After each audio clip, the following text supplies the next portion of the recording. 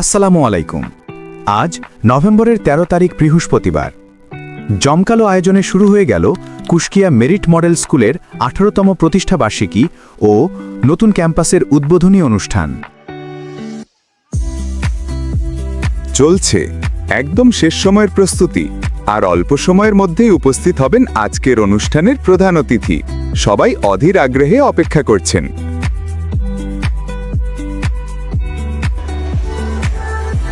এখন সংক্ষেপে কিছু কথা বলবেন আজকের অনুষ্ঠানের সভাপতি, মেরিট মডেল স্কুলের সম্মানিত চেয়ারম্যান জনাব মোহাম্মদ ইমদাদুল ইসলাম। বিসমিল্লাহির রহমানির রহিম। সম্মানিত কুষ্টিয়াবাসী, আজ ১৩ই নভেম্বর মেরিট মডেল স্কুলের প্রতিষ্ঠা বার্ষিকী এবং নতুন ক্যাম্পাস উদযাপন উৎসব। সেই উৎসবে সাড়া দিয়ে ইতিমধ্যে কুষ্টিয়ার অনেক মানুষ আমাদের সাথে অংশগ্রহণ করেছে। আলহামদুলিল্লাহ, আমাদের সমস্ত প্রস্তুতি রয়েছে। আমাদের প্রধান অতিথি অল্প কিছুক্ষণের মধ্যে হয়তো চলে আসবেন এবং অন্যান্য অতিথিবৃন্দু চলে আসবে। ইনশাআল্লাহ আমরা আমাদের প্রোগ্রাম সফল করতে পারবো বলে বিশ্বাস করি। ধন্যবাদ। আমরা দেখতে পাচ্ছি ইতোমধ্যেই আজকের অনুষ্ঠানের প্রধান অতিথি জনাব প্রফেসর ডক্টর মোহাম্মদ আব্দুল করিম খান সহ বিশেষ অতিথিবৃন্দ জনাব প্রফেসর ডক্টর মোহাম্মদ শফিকুল ইসলাম, জনাব ডাক্তার মোহাম্মদ আব্দুর রশিদ এবং জনাব মোহাম্মদ মুস্তফা মাহমুদ উপস্থিত হয়েছেন এবং সবাই মিলে লাল ফিতা কেটে কুষ্টিয়া মেরিট মডেল স্কুলের নতুন ক্যাম্পাসের শুভ উদ্বোধন করছেন। স্বপ্ন যখন পথ দেখায়, যাত্রাও হয়ে যায় মহিমান্বিত। আজ সেই স্বপ্নেরই নতুন অধ্যায়। মেরিট মডেল স্কুল শিক্ষার আলো ছড়ানোর অঙ্গীকার নিয়ে আরও এক ধাপ এগিয়ে রাখছে তার গৌরবময় পদচিহ্ন। ১৩ই নভেম্বর ২০২৫ আমরা উদযাপন করছি প্রতিষ্ঠাবার্ষিকী এবং উদ্বোধন করছি আমাদের নতুন ক্যাম্পাস, যেখানে থাকবে আধুনিক শ্রেণীকক্ষ, সুশৃঙ্খল পরিবেশ আর শিক্ষার্থীদের স্বপ্ন পূরণের অসীম সম্ভাবনা। শিক্ষক, শিক্ষার্থী, অভিভাবক সবার ভালোবাসা আর বিশ্বাসে মেরিট মডেল স্কুল আজ আরও এক নতুন সূচনায়। নতুন স্বপ্ন, নতুন পথ চলা, এটাই মেরিট মডেল স্কুল।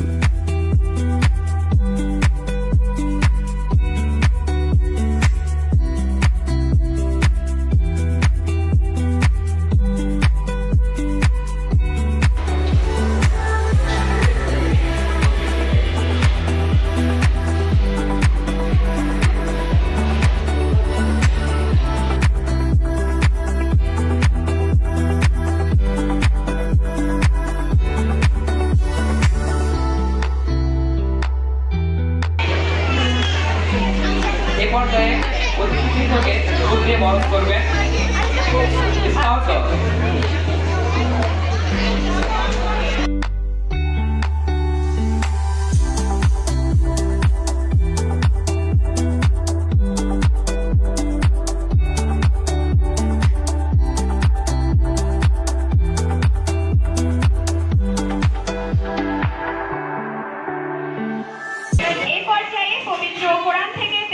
জন্য আসবে চতুর্থ শ্রেণীর সাদ আহমেদ।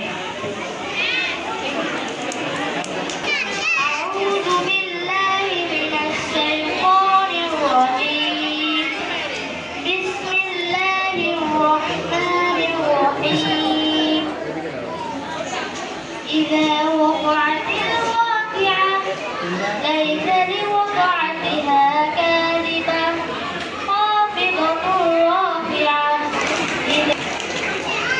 এখন আমরা অতিথি মহোদয়ের বক্তব্য শুনব। এই পর্যায়ে স্বাগত বক্তব্য প্রদানের জন্য অনুরোধ করছি অত্র বিদ্যালয়ের পরিচালক জনাব মোহাম্মদ শাহরিয়ার ইসলাম স্যারকে তার মূল্যবান বক্তব্য প্রদানের জন্য অনুরোধ করছি। মেরিট মডেল স্কুল কর্তৃক আয়োজিত প্রতিষ্ঠা বার্ষিকী ও নতুন ক্যাম্পাস উদ্বোধন উপলক্ষে আমি প্রথমে আন্তরিকভাবে দুঃখ প্রকাশ করছি। আসলে আপনারা জানেন, নতুন ক্যাম্পাস উদ্বোধন করেই এখনও কাজ চলমানের ভিতর দিয়ে প্রোগ্রাম করাটা আসলে অনেকটা কষ্টসাধ্য বলবো। তারপরে আপনাদের যে স্বতঃস্ফূর্ত সহযোগিতা, বিশেষ করে অভিভাবক মণ্ডলী এত সময় দিয়ে এবং আমাদের ডাকে আপনারা এসেছেন, আমাদের অতিথি মহোদয়রা অনেক মূল্যবান কাজ রেখেও এসেছেন। বিশেষ করে আমার দুইজন স্যার আছেন ইসলামী বিশ্ববিদ্যালয়ে, অনেক ব্যস্ত সময়ের মধ্যে দিয়ে সময় দিয়েছেন। তার চেয়ে ব্যস্ত বলবো আমাদের মোস্তফা স্যার। আসলে ওনার কাজের পরিধি দেখে মাঝে মাঝে আমি ফোন দিতেও নিজেই শঙ্কিত, কখন ফোন দিব। আসলে উনি এমন কোনো কাজ নাই প্রশাসনিক যে কাজে তার হাত লাগাতে হয় না, যে কারণে তার অত্যন্ত মূল্যবান সময় দিয়ে আমাদের অনুষ্ঠানকে সার্থক করেছেন। আমি আরো ধন্যবাদ জানাচ্ছি আমার যে সকল শিক্ষক মণ্ডলী, আমার শিক্ষার্থী। গতকাল যখন রাত 9টায় এখান থেকে যাই তখন দেখি আমার কয়েকজন শিক্ষার্থী এখানে কাজ করছে। আসলে তাদের দায়িত্ব ছিল না, দায়িত্ব আর কর্তব্য, আসলে কর্তব্য পালনের জন্য হয়তো এসেছে। আমি তাদেরকেও ধন্যবাদ জানাচ্ছি। আমি বেশি কথা বলতে চাই না। মেরিট মডেল স্কুল যার নির্দেশনায় সেই 2007 সাল থেকে আজ পর্যন্ত হাঁটি হাঁটি পা পা করে এগিয়ে যাচ্ছে সফলতার চরম শীর্ষে, যার ব্যাকহ্যান্ডে অনেকেই কাজ করেন, তার মধ্যে কয়েকজন স্টেজে আপনারা দেখতে পাচ্ছেন। আমরা শুধুমাত্র ফ্রন্টে কাজ করি, ওনাদের নির্দেশনা মতো আমরা চলি। আমরা আজকে অতিথি মহোদয়ের কথা শুনবো, আমার কথা তো আপনারা শোনেনি। আমি এত কথা সময় নষ্ট করছি না। আমি আবারও ধন্যবাদ জানাচ্ছি যার আমাদের আমন্ত্রণে আপনারা সাড়া দিয়েছেন। আমি বিশ্বাস করি আমাদের সঙ্গে আপনারা থাকবেন এবং আমাদের চলার পথে আপনারা সাথী হবেন। আমরা স্যারের বক্তব্য এবং যারা অতিথি মহোদয়ের বক্তব্য আছে, যেহেতু প্রোগ্রাম আমরা অনেক দেরি করে শুরু করেছি, আমি আমার সংক্ষিপ্ত কথা এখানে শেষ করছি। সবাইকে আবারও ধন্যবাদ। আসসালামু আলাইকুম।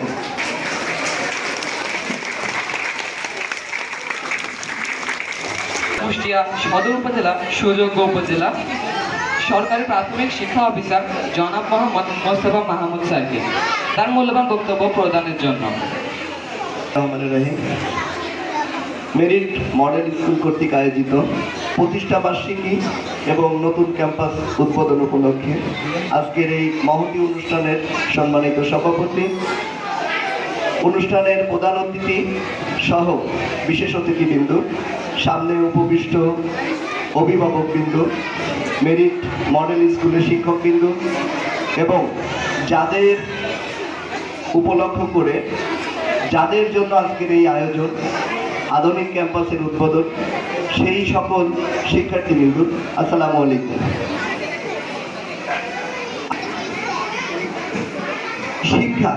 শিক্ষাটা আসলে আমাদের সবার অধিকার, তবে আধুনিক সময়ের যে শিক্ষা সেটাকে আমরা বলছি মানসম্মত শিক্ষা।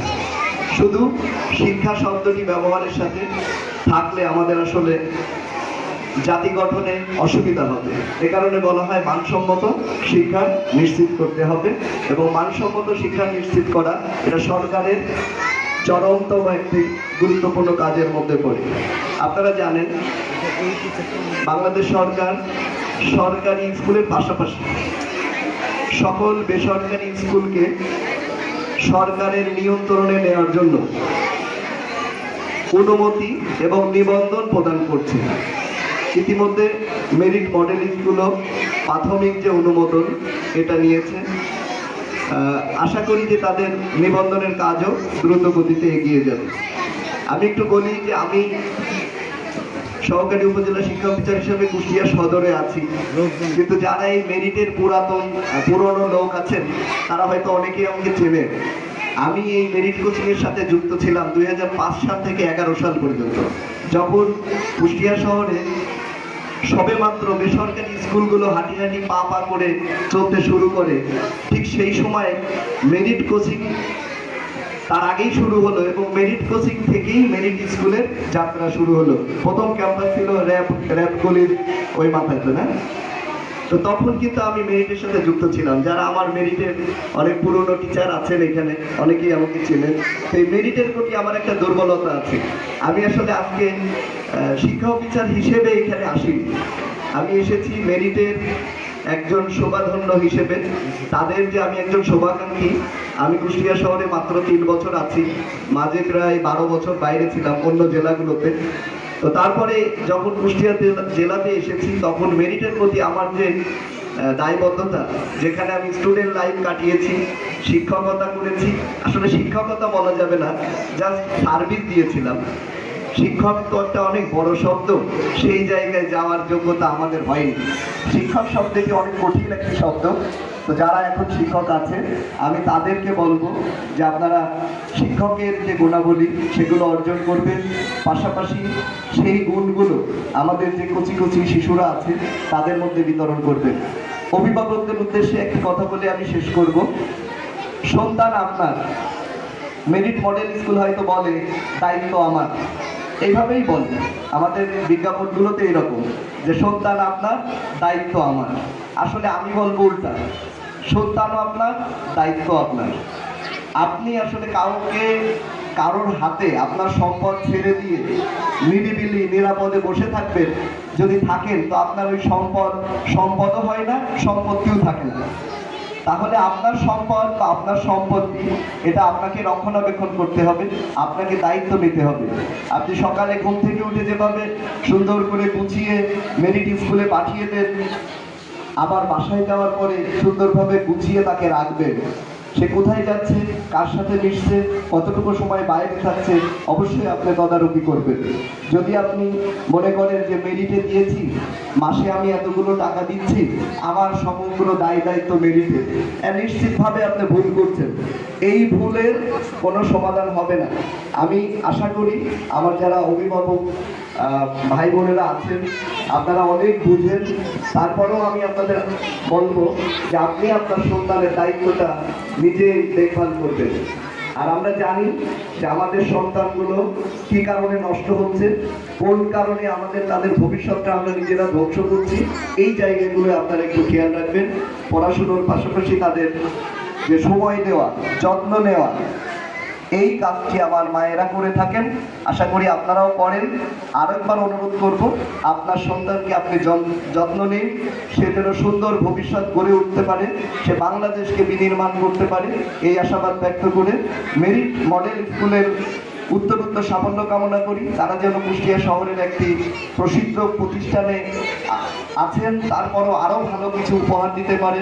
গরিব, মেধাবী এবং যারা প্রতিবন্ধী টাইপের, মানে কিছু আমাদের সমাজের ভিন্ন ধারার কিছু শিক্ষার্থী আছে, তাদের যেন মূল স্রোতে নিয়ে আসতে পারে, এই আশাবাদ ব্যক্ত করে আমি আমার বক্তব্য শেষ করছি। আসসালামু আলাইকুম। ধন্যবাদ স্যারকে তার নির্দেশনামূলক মূল্যবান বক্তব্য প্রদানের জন্য। এই পর্যায়ে বক্তব্য প্রদানের জন্য বিনীত অনুরোধ করছি আজকের অনুষ্ঠানের বিশেষ অতিথি, বিশিষ্ট চিকিৎসক ডক্টর মোহাম্মদ আব্দুল রহিম, অবসরপ্রাপ্ত সিনিয়র মেডিকেল অফিসার, পুলিশ হাসপাতাল ও জেলা কারাগার হাসপাতাল, কুষ্টিয়া। স্যারকে তার মূল্যবান বক্তব্য প্রদানের জন্য বিনীত অনুরোধ।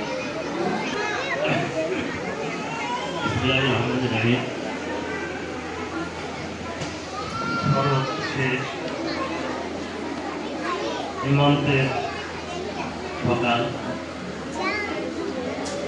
বাতাসে শীতের আমেজ, উপজেলা মিষ্টি সকাল, অত্যন্ত চমৎকার পরিবেশ। এই পরিবেশে আজকে মেরিট মডেল স্কুলের নতুন ক্যাম্পাসের উদ্বোধন হল। এই উদ্বোধনী অনুষ্ঠানে সম্মানিত সভাপতি মোহাম্মদ ইমদাদুল ইসলাম সরকার, সে মেরিট স্কুল অ্যান্ড কোচিং এর চেয়ারম্যান পদে, নাচের প্রধান অতিথি প্রফেসর ডক্টর মোহাম্মদ আব্দুল করিম খান। উনি মানে আমার কি বলেছে, আমি যেমন এই মেরিটের শুরু থেকে উনিও সেইভাবে মেরিটের সাথে শুরু থেকেই যুক্ত আছেন। বিশেষ অতিথি হিসেবে উপস্থিত professor doctor Shafiqul Islam, chairman আল হাদিস এবং ইসলামিক স্টাডিজ। উনিও পরিচিত হলাম, খুব ভালো লাগলো, মিষ্টভাষী।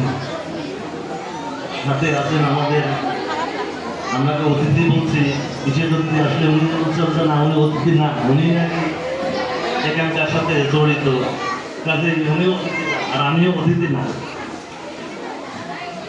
সেই সাথে আমার সামনে ডাইনে আছেন মেরিট স্কুলের অত্যন্ত কি বলবো সুন্দর চেহারা নিয়ে সুন্দর পোশাক নিয়ে উপস্থিত আছেন, হাসি খুশি আছেন।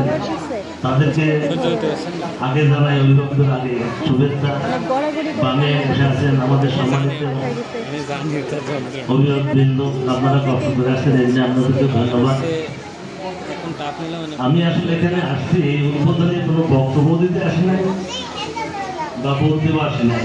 আমি আসলে প্রত্যেকটা দেখছি আমার এই মেয়েদের স্কুলের প্রতি একটা টান ছিল প্রথম থেকে, এবং তারা কখনোই ভালো জায়গা পায় না। তো আজকে দেখলাম অনেক জায়গা ঘোরার সাথে সাথে আমি বড় ভাইকে বললাম যে আগে প্র্যাকটিসটা দেখে আসি, বেশ ভালো লাগছে। আমার একটা সুন্দর একটা হলরুমও আছে যাতে কথা বলা যায়, আমি ঘুরে দেখলাম বেশ ভালো লাগলো। ছেলেদের খেলার জায়গা অনেক ভালো আছে। ওইটাই বললাম যে আসলে আপনি দেখতে আসেন, বলতে আসেন না।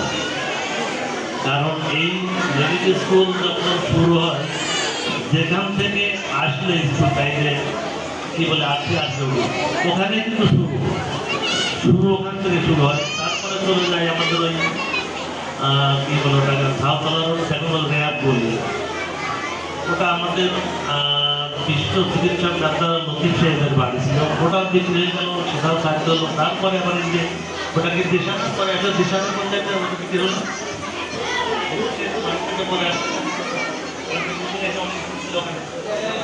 ওই একই কলেজে আসলো, এরপরে চলে গেল ওই সেই দিতে কালী সম্পর্ক। এই প্রত্যেকটা বিষয় আমি জানি, আমি করতেছিলাম। আবার শেষে যে ক্যাম্পাসে শুরু হচ্ছিল সেই ক্যাম্পাসে চলে আসলো।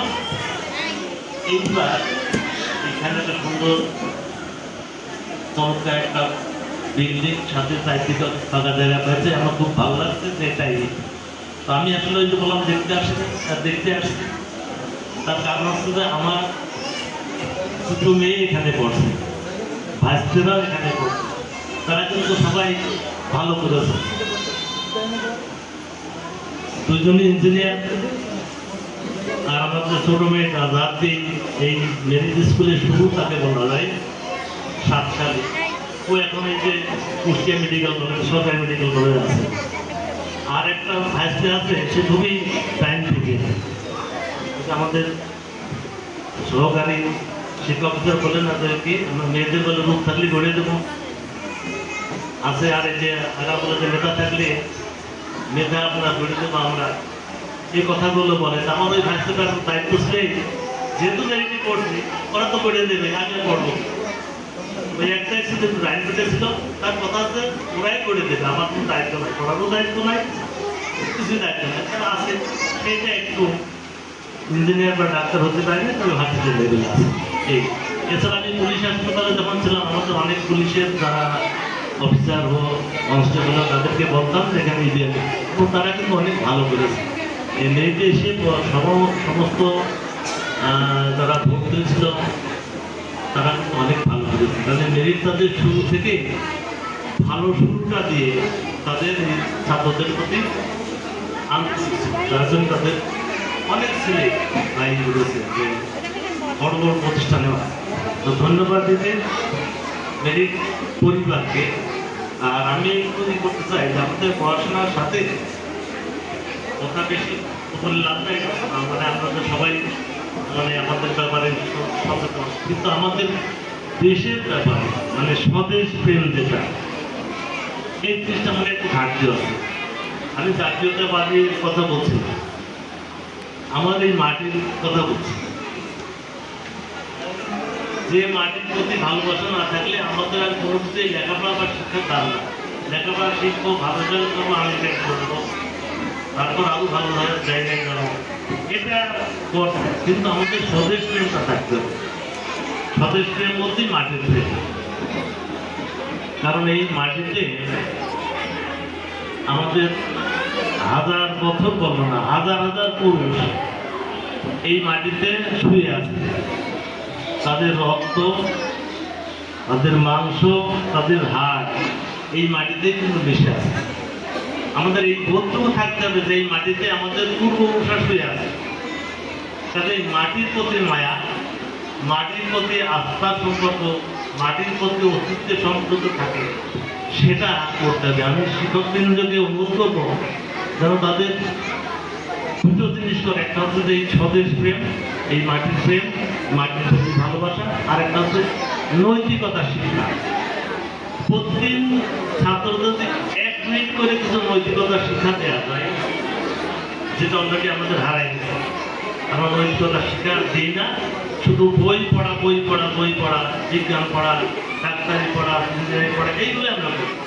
কিন্তু প্রতিদিন যদি একটু করে একটু আসর দেওয়া হয় নৈতিকতার শিক্ষা, তাহলে হয়তো এরা গড়ে উঠতে ভালো। মানে স্বদেশ প্রেম এবং নৈতিকতা এইগুলো শেখাতে হবে। সেটা মানুষের প্রতি নৈতিকতা হোক, দেশের প্রতি নৈতিকতা হোক, পশু পাখির প্রতি নৈতিকতা হোক, সমস্ত ক্ষেত্রে একটু করে আসর দেওয়া, শিক্ষা দেওয়া। এইটুকু বলতে পারছি। আমি বলবো না আমাদের এই যেখানে দুজন বিশেষ্য, ওনার শিক্ষা সম্বন্ধে ভালো বলতে পারেন, আমাদের শিক্ষা সম্বন্ধে জ্ঞান নাই। তিনি ডাক্তারি করছে বা শিক্ষা না, শুধু চিকিৎসা দেওয়া। তো চিকিৎসা দেওয়ার শিক্ষা জিনিস না, ওনারা ভালো বলতেন। আমাদের সহকারী ছিলেন, উনি ভালো বলছেন শিক্ষার উপকারে। আমি আমাদের ভাইদেরকে অনুরোধ করবো, ওনারা বলতে পারেন ভালো, শুধু ভালোই বলতে পারেন না, ভালো বাংলায়ও বলতে পারেন। আপনাদের সে যোগ্যতা নেই। আমি ওনাদের কাছে শোনার জন্য, ওনাদের কথা শোনার জন্য আমার বিশেষ কথা। আসসালামু আলাইকুম। প্রদানের জন্য বিনীত অনুরোধ করছি ইসলামী বিশ্ববিদ্যালয়ের স্বনামধন্য শিক্ষক Al Hadis and Islamic studies এর chairman professor doctor Mohammad Shafiqul Islam স্যারকে।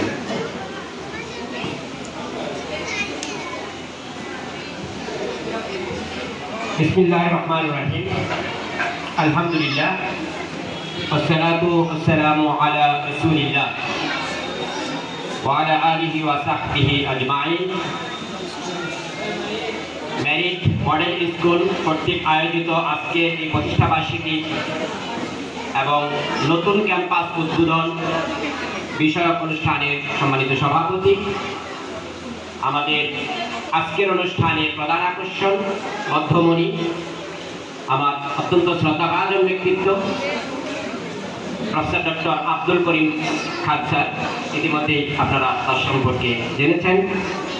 শুরু থেকেই উনি একজন শিক্ষানুরাগী, একজন বিদ্যা অনুরাগী ব্যক্তিত্ব। এই প্রতিষ্ঠানের সাথে অন্তর দিয়ে, দরদ দিয়ে উনি এই প্রতিষ্ঠানকে ভালোবাসেন এবং এই প্রতিষ্ঠানের অগ্রযাত্রা উনি একজন অন্যতম সহায়ক শক্তি হিসাবে আমরা ইতিমধ্যে ওনার সম্পর্কে জেনেছি। শিক্ষা প্রতিষ্ঠান, ছাত্র, শিক্ষক এবং অভিভাবক প্রতিষ্ঠান, এই 4টি ফেজে প্রতিষ্ঠান পরিচালিত হয়। প্রতিষ্ঠানের জন্য ছাত্র যেমন মুখ্য, অনুরূপভাবে শিক্ষকদের ভূমিকা একটি আদর্শ প্রতিষ্ঠান গড়ে তোলার জন্য, আদর্শ ছাত্র গড়ে তোলার জন্য, সুশিক্ষায় শিক্ষিত করার জন্য শিক্ষকের ভূমিকা অত্যন্ত বেশি। আমি কার কাছে শিখেছি, আমার শিক্ষককে একজন ছাত্র হিসাবে এটা আমার গর্বের বিষয়। আমরা এখন পরন্ত সময়ে বিশ্ববিদ্যালয়ে 30-35 বছর অধ্যাপনা করছি। তারপরেও আমার যে একজন শিক্ষক, যারা আমাকে প্রাথমিক মাধ্যমিক লেভেলে পড়িয়েছেন, যে একজন এখনো বেঁচে আছেন, এমন শিক্ষকও আছে যাদের জন্য আমরা গর্ব করি। আমার বিশ্ববিদ্যালয়ের একজন সাবেক ডিন, উনি বলেছেন, আমি বলেছিলাম আমার একজন শিক্ষকের কথা, উনি বলছেন তুমি তার কাছে পড়েছ। উনি মাদ্রাসার একজন শিক্ষক, এমন শিক্ষক, উনি বলছেন যে বিশ্ববিদ্যালয় লেভেলে যদি আমি ক্যাটাগরি করি, তার সমকক্ষ দাঁড়ানোর শিক্ষক হাতে গোনা কয়েকজন পাওয়া যাবে। উনি মাদ্রাসায় পড়াতেন, বাংলা, ইংরেজি, আরবি, অঙ্ক যা বলেন। তা আমরা এ ধরনের শিক্ষকের জন্য গর্ববোধ করি, আমরা প্রাউড ফিল করি। একজন ছাত্রের জন্য শিক্ষককে এটি অত্যন্ত গুরুত্বের বিষয়। আমি যদি ধর্মীয় দৃষ্টিকোণ থেকে একটু ব্যাখ্যা করি, এভাবে করা যায়। আপনারা জানেন আমাদের প্রথম যে আল্লাহর পক্ষ থেকে প্রত্যাদেশ আসছে, আমাদের প্রফেট মুহাম্মদ সাল্লাল্লাহু আলাইহি সাল্লামের কাছে যখন প্রথম আল্লাহর পক্ষ থেকে বাণী দেওয়া হয়, সেটি ছিল ইকরা। এটা আপনারা জানেন সবাই। হে নবী আপনি পড়ুন, হে রাসূল আপনি পড়ুন। অর্থাৎ নবীকে, আল্লাহর নবীকে নবুয়ত দেওয়া হচ্ছে। এবং তাকে প্রথম যে বাণীটা বলা হচ্ছে সেটা হলো আপনি পড়ুন। এখানে আমার নবী মুহাম্মদ সাল্লাল্লাহু আলাইহি সাল্লাম, যাকে আল্লাহ সুবহানাহু ওয়া তাআলা সমগ্র জগৎবাসীর জন্য, নট আমাদের শুধু এই আর্ট নয়, এই পৃথিবী নয়, আরো জগৎ আছে, সকল জগতের জন্য যাকে রহমত হিসাবে প্রেরণ করা হচ্ছে, সবার জন্য যাকে শিক্ষক হিসাবে প্রেরণ করা হয়েছে। নবী বলেছেন যে আমাকে আল্লাহ সুবহানাহু ওয়া তাআলা শিক্ষক হিসাবে প্রেরণ করেছেন। ওনাকে যখন জনৈক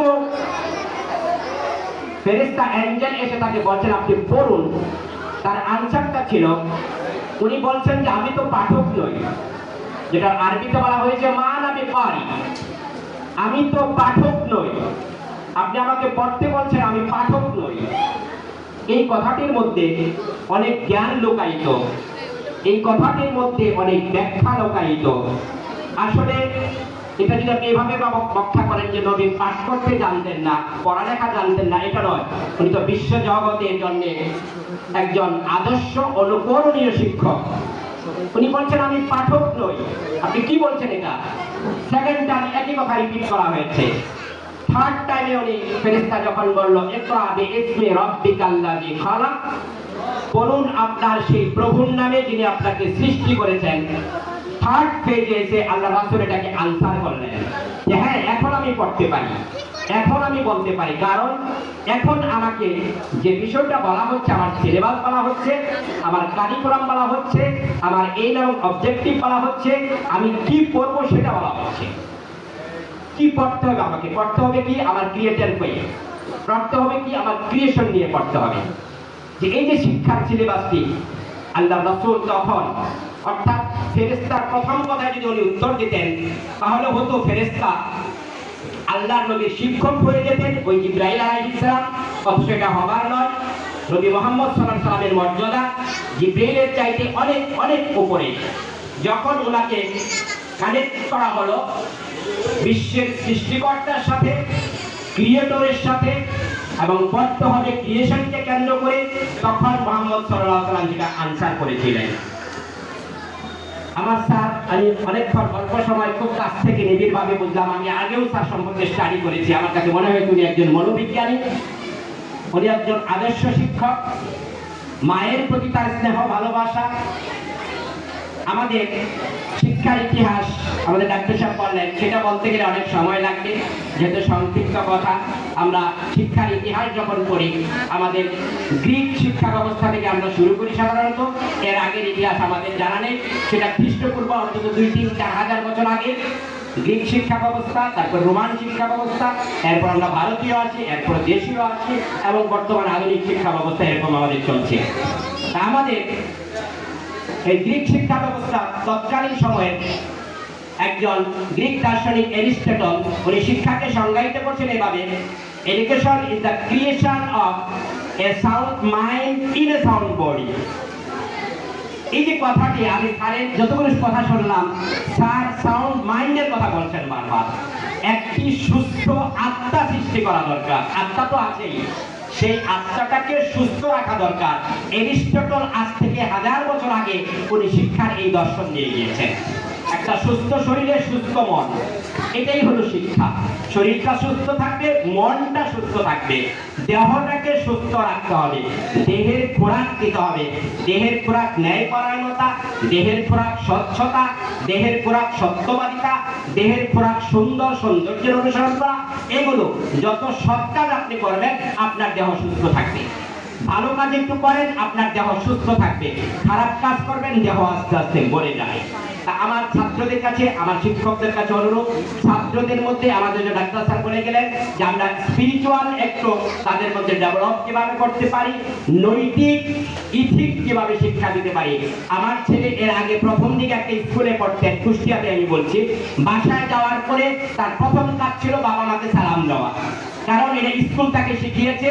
পরের দিন এসে জিজ্ঞেস করবে, স্কুলে টিচার জিজ্ঞাবে যে তুমি কি আজকে বাবা মাকে স্কুল থেকে গিয়ে সালাম দিয়েছিলে কিনা, কারণ ওটা তার পড়ার মধ্যে আছে। এই জিনিসটা কিন্তু এখন হয়তো অন্য স্কুল প্র্যাকটিস করছে না। এতে বাবা মা সন্তুষ্ট হয়, বাবা মা বলে যে হ্যাঁ আমার সন্তান রাইট ওয়েতে আছে, আমার সন্তান যে স্কুলে আছে সেখানে মোরালিটি শিক্ষা দেওয়া হয়, সেখানে নৈতিকতা শিক্ষা দেওয়া হয়। আমার আপনার ছাত্র যদি তার বাবাকে সকালবেলায় ফজরের নামাজে ডেকে তুলতে পারে তাহলে ওই বাবা সন্তুষ্ট। বাবা নামাজ পড়ুক বা না পড়ুক, এই শিক্ষা যদি আপনি স্কুল থেকে দিতে পারেন যে হ্যাঁ তুমি আজকে ফজরের নামাজ পড়েছো কিনা, তোমার মাকে তোমার বাবাকে জাগিয়ে দিয়েছো কিনা ফজরের নামাজে, এই শিক্ষা যদি আপনি স্কুল থেকে এই মেসেজটা দিতে পারেন এবং এটার ফিডব্যাক নিতে পারেন তাহলে সন্তান আপনার ছাত্র নৈতিকতা সম্পন্ন হবে, আপনার ছাত্র মোরালিটি হবে, তার মধ্যে ধর্মীয় মূল্যবোধ জাগ্রত হবে। তা আমি লম্বা কথা আমি বলবো না, যে এই জন্য আমি আজকে মেরিট স্কুলে আসতে পেরে আমাকে কর্তৃপক্ষ দাওয়াত দিয়েছেন। আমার সন্তান এই স্কুলে পড়ে, আমি চাইবো যে এই স্কুলের উত্তরোত্তর সাফল্য অর্জিত হোক, স্কুল এগিয়ে যাক। আজকে নতুন একটা ক্যাম্পাসে তারা আসছে, এটা আমি মনে করি গুড সাইন এই স্কুলের জন্য, এই কর্তৃপক্ষের জন্য। এটা উন্নয়নের সিঁড়িতে তারা আছে, তারা উন্নয়ন উৎকর্ষের সিঁড়িতে আছেন। এখানে আগে আপনারা জানেন এডুকেয়ার স্কুল ছিল, তারা আজকে আরো বেটার পজিশনে গিয়েছে। আমরা আশা করি এবং বিশ্বাস করি মেরিট মডেল স্কুল এই জায়গায় আসছে, এখান থেকে তারা আবার উন্নয়নের সিঁড়ি পেয়ে যাবেন, আরো বড় ধরনের এবং নিজস্ব ক্যাম্পাসে যাওয়ার তারা সুযোগ পাবেন। আজকে এই যে কিন্ডারগার্টেন স্কুল বলেন, প্রাইভেট স্কুল বলেন, আমাদের শিক্ষার মূল যখন আমরা যদি গোড়ার দিকে যাই, আমি যে গ্রিক শিক্ষা ব্যবস্থার কথা বলেছিলাম, তখন কিন্তু শিক্ষাটা ছিল কিভাবে নিজেকে সেভ করা যাবে। মানুষ প্রকৃতির সাথে সংগ্রাম করে বেঁচে থাকতে হতো। ওই যে বন্য পশু পাখি, তাদের সাথে সংগ্রাম করে তাদেরকে বেঁচে থাকতে হতো। তাদের শিক্ষা ব্যবস্থা নিজেদেরকে কিভাবে সেভ করা যায় সেগুলো তাদেরকে শিখিয়েছে। কিভাবে একটি বন্য হাতিকে সেভ করা যায়, কিভাবে একটা বন্য পশুকে সেভ করা যায়, কিভাবে একটা বর্ষা মারতে পারে, এগুলো সেই শিক্ষা ব্যবস্থা তাদের কারিকুলামের অন্তর্ভুক্ত ছিল।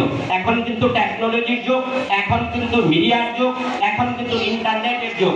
আগেকার আমরা সেই বর্ষা আমাদের কাছে নাই, এখন আমাদের কাছে সাইবার ক্রাইম চলে আসছে, এখন আমাদের কাছে বড় ধরনের কিভাবে মিসাইল নিক্ষেপ করতে হয় সেগুলো চলে আসছে। এটা কিন্তু কোরআন এবং সুন্নাহর বিরুদ্ধে নয়।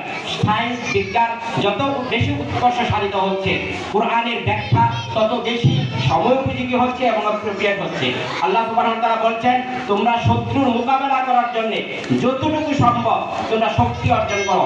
এক সময় সেই শক্তি নবীর যুগে ঘোড়ার মাধ্যমে অর্জন হতো, সেই শক্তি এক সময় উট দিয়ে অর্জন হতো, বর্ষা তলোয়ার দিয়ে অর্জন হতো।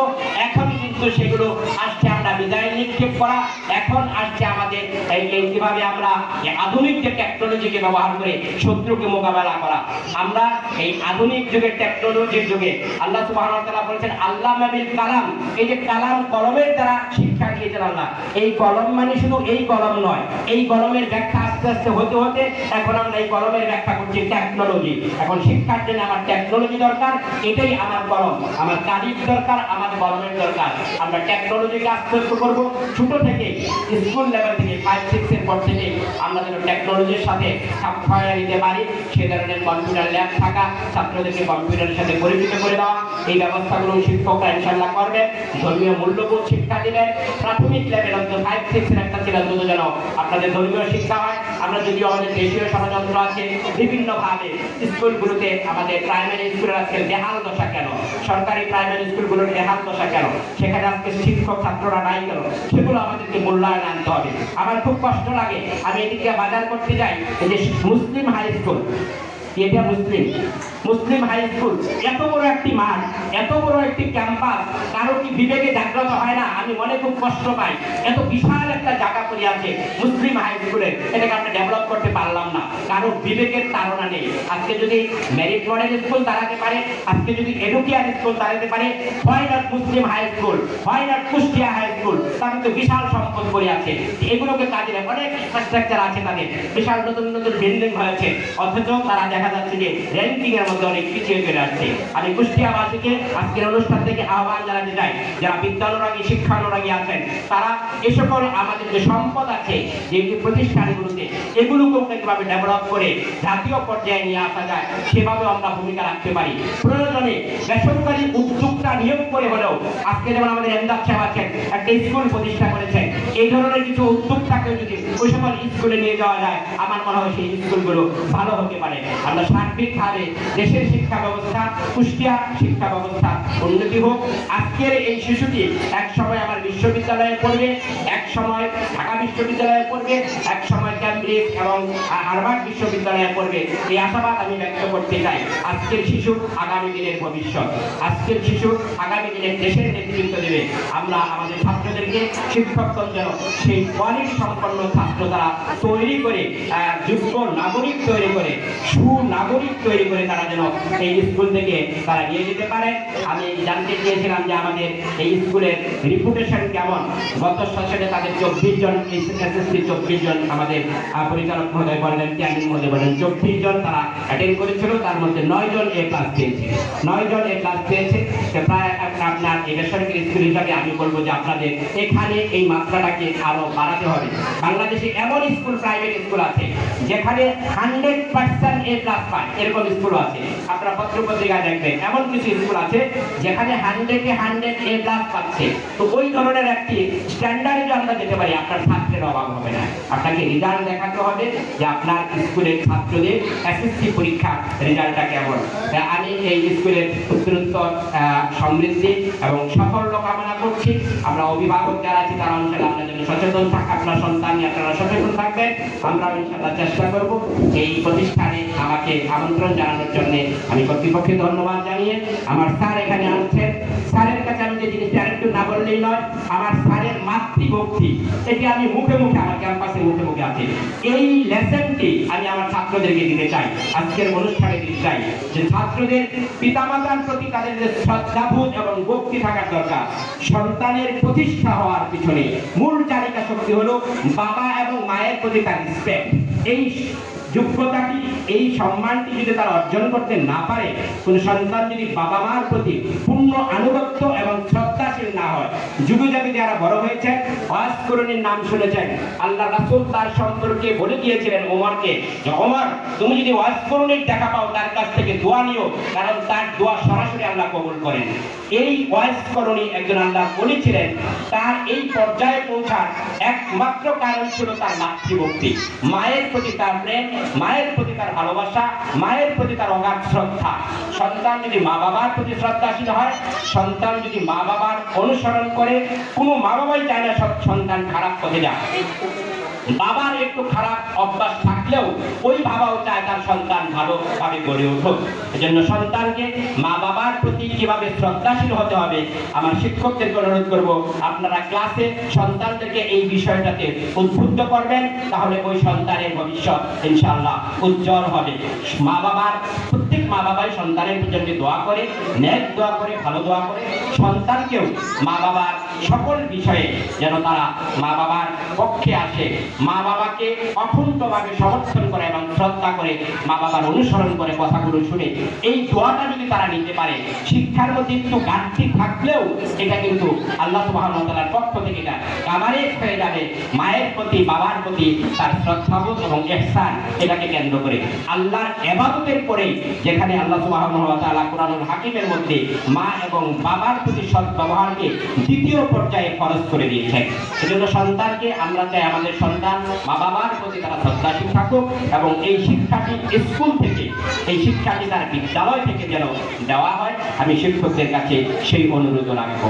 আমাকে কথা বলার সুযোগ দেওয়ার জন্য আমি সবাইকে ধন্যবাদ জানাচ্ছি। করিম স্যার সহ আজকের অতিথিবৃন্দ যারা আসছেন, আমরা অনেক বড় বড় প্রতিষ্ঠানে আমার বক্তব্য দিই, লম্বা সময় কথা বলতে হয় আমাদেরকে।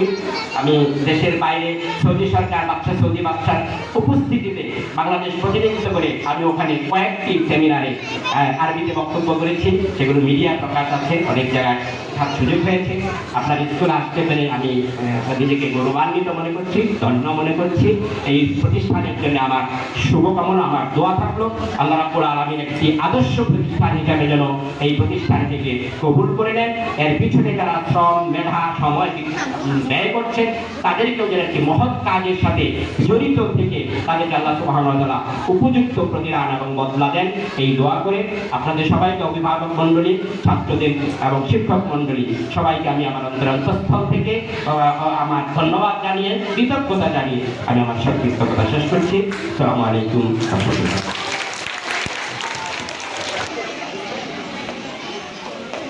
আমার কথা শুনতে পাচ্ছেন? আলহামদুলিল্লাহ। আলহামদুলিল্লাহ রাব্বিল আলামিন আর রহমানির রহিম। শেষের দিক কথা বলার একটা লাভ আছে, সেই লাভগুলো সবাই সব কথা বুঝিয়ে দেয়, কিছু বোঝা লাগে না। তা আলহামদুলিল্লাহ। তো সবচেয়ে বড় কথা হচ্ছে যে আমার বাম দিকে আপনারা যারা আমার অন্তরের উপর বসে আছেন, আমি আবার আপনাদের দিকে তাকায়া আপনাদের কাছে দোয়া করতে চাই যে আল্লাহ আপনাদেরকে কবুল আর মঞ্জুর করে। আমি এও দোয়া করতে চাই যে আপনাদের ছেলে মেয়ে যারা এই মেরিট স্কুলে পড়ে, আল্লাহ যেন তাদেরকেও কবুল আর মঞ্জুর করে। আমি এই সমস্ত প্রতিষ্ঠাতাদের জন্য দোয়া করতে চাই, আল্লাহ যেন এদেরকেও কবুল আর মঞ্জুর করে। আর আপনারা যে প্রতিষ্ঠানে এসেছেন, আল্লাহ যেন সেই প্রতিষ্ঠানকেও কবুল আর মঞ্জুর করে। আর এইখানে যারা উপস্থিত আছেন, আল্লাহ যেন তাদেরকেও কবুল করে।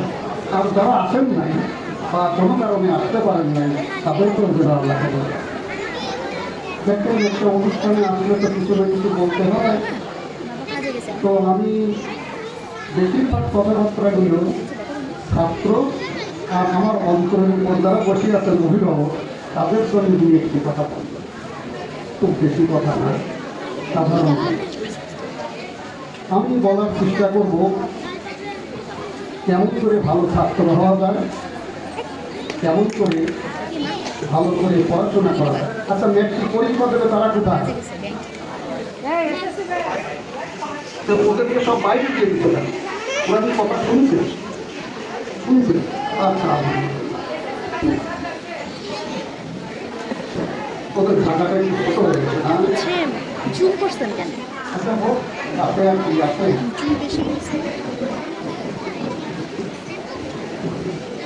ঠিকানা, বুঝা, উত্তর দেওয়া, ক্রিয়া করা, প্রতিক্রিয়া করা, সব কিছু একটি শব্দের উপরে যথেষ্ট। আরবি বলেন, বাংলা বলেন, ইংরাজি বলেন, তার নাম হলো এক। তার নাম হলো এক। কোনো অবস্থাতেই পড়ার বিকল্প ভাবা যাবে। আমি অনুরোধ করব, যারা এই যে এসএসসি পরীক্ষা দিচ্ছ কয় মাস পরে, তারা উপস্থিত অথবা দূরে থাকলেও ভালো করে শোনো যে তোমাদেরকে কেমন করি ভালো করে পড়াশোনা আমরা কী করি। এই কথাটা আমাদের মনে হওয়া উচিত যে আমরা কী করি। তো দেখবেন খেয়াল করি, এই দুনিয়াতে মানুষ প্রথম যেটা পড়েছে তার নাম হলো শব্দ। আর এই শব্দ কেউ যদি পড়ে, তাহলে দেখবেন তার আবার উত্তর দেয়, তার নাম হলো প্রতিক্রিয়া। ক্রিয়া এবং প্রতিক্রিয়া, এই ক্রিয়া এবং প্রতিক্রিয়া যখন একটি কৌশলের মধ্যে নিয়ে এসে প্রকাশ করার চেষ্টা করা হয়, তখন মানুষ ভাষা মনে করে। তবে সেটিও ভাষা, আবার ওই শব্দটাও ভাষা। তাহলে আমি যদি ভালো ছাত্র হতে চাই, তাহলে আমার ভাষা বোঝা লাগবে, এবং মানুষ যখন কথা বলে তখন দেখবেন আর এক মানুষ বোঝে। এই ভাষার অর্থ হলে বোঝা এবং আপনার আচার ব্যবহার উন্নত করতে হবে, আপনার আচার আচরণ উন্নত করতে হবে, আপনার উপলব্ধি উন্নত করতে হবে, আপনার পিতামাতার দিকে খেয়াল করতে হবে, ভালো দিকে খেয়াল করতে হবে, মন্দ দিকে খেয়াল করলে আপনি বুঝতে পারবেন।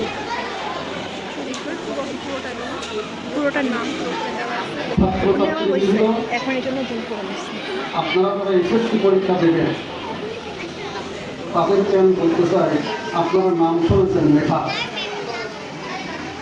হয় না? মেধাবী ছাত্র, মেধাবী ছাত্রী। কিন্তু এই মেধা কি এবং কেমন করে এই মেধা বাড়ানো যায়, এটা নিয়ে আমি এখন কথা বলবো। আর আমি কথা বলবো ভালো ছাত্রই বা কাকে বলে। আপনারা যদি ভালো ছাত্র কাকে বলে বুঝতে না পারেন, তাহলে আপনারা নিজেরাও ভালো ছাত্র বা ভালো ছাত্রী হইতে পারবেন না।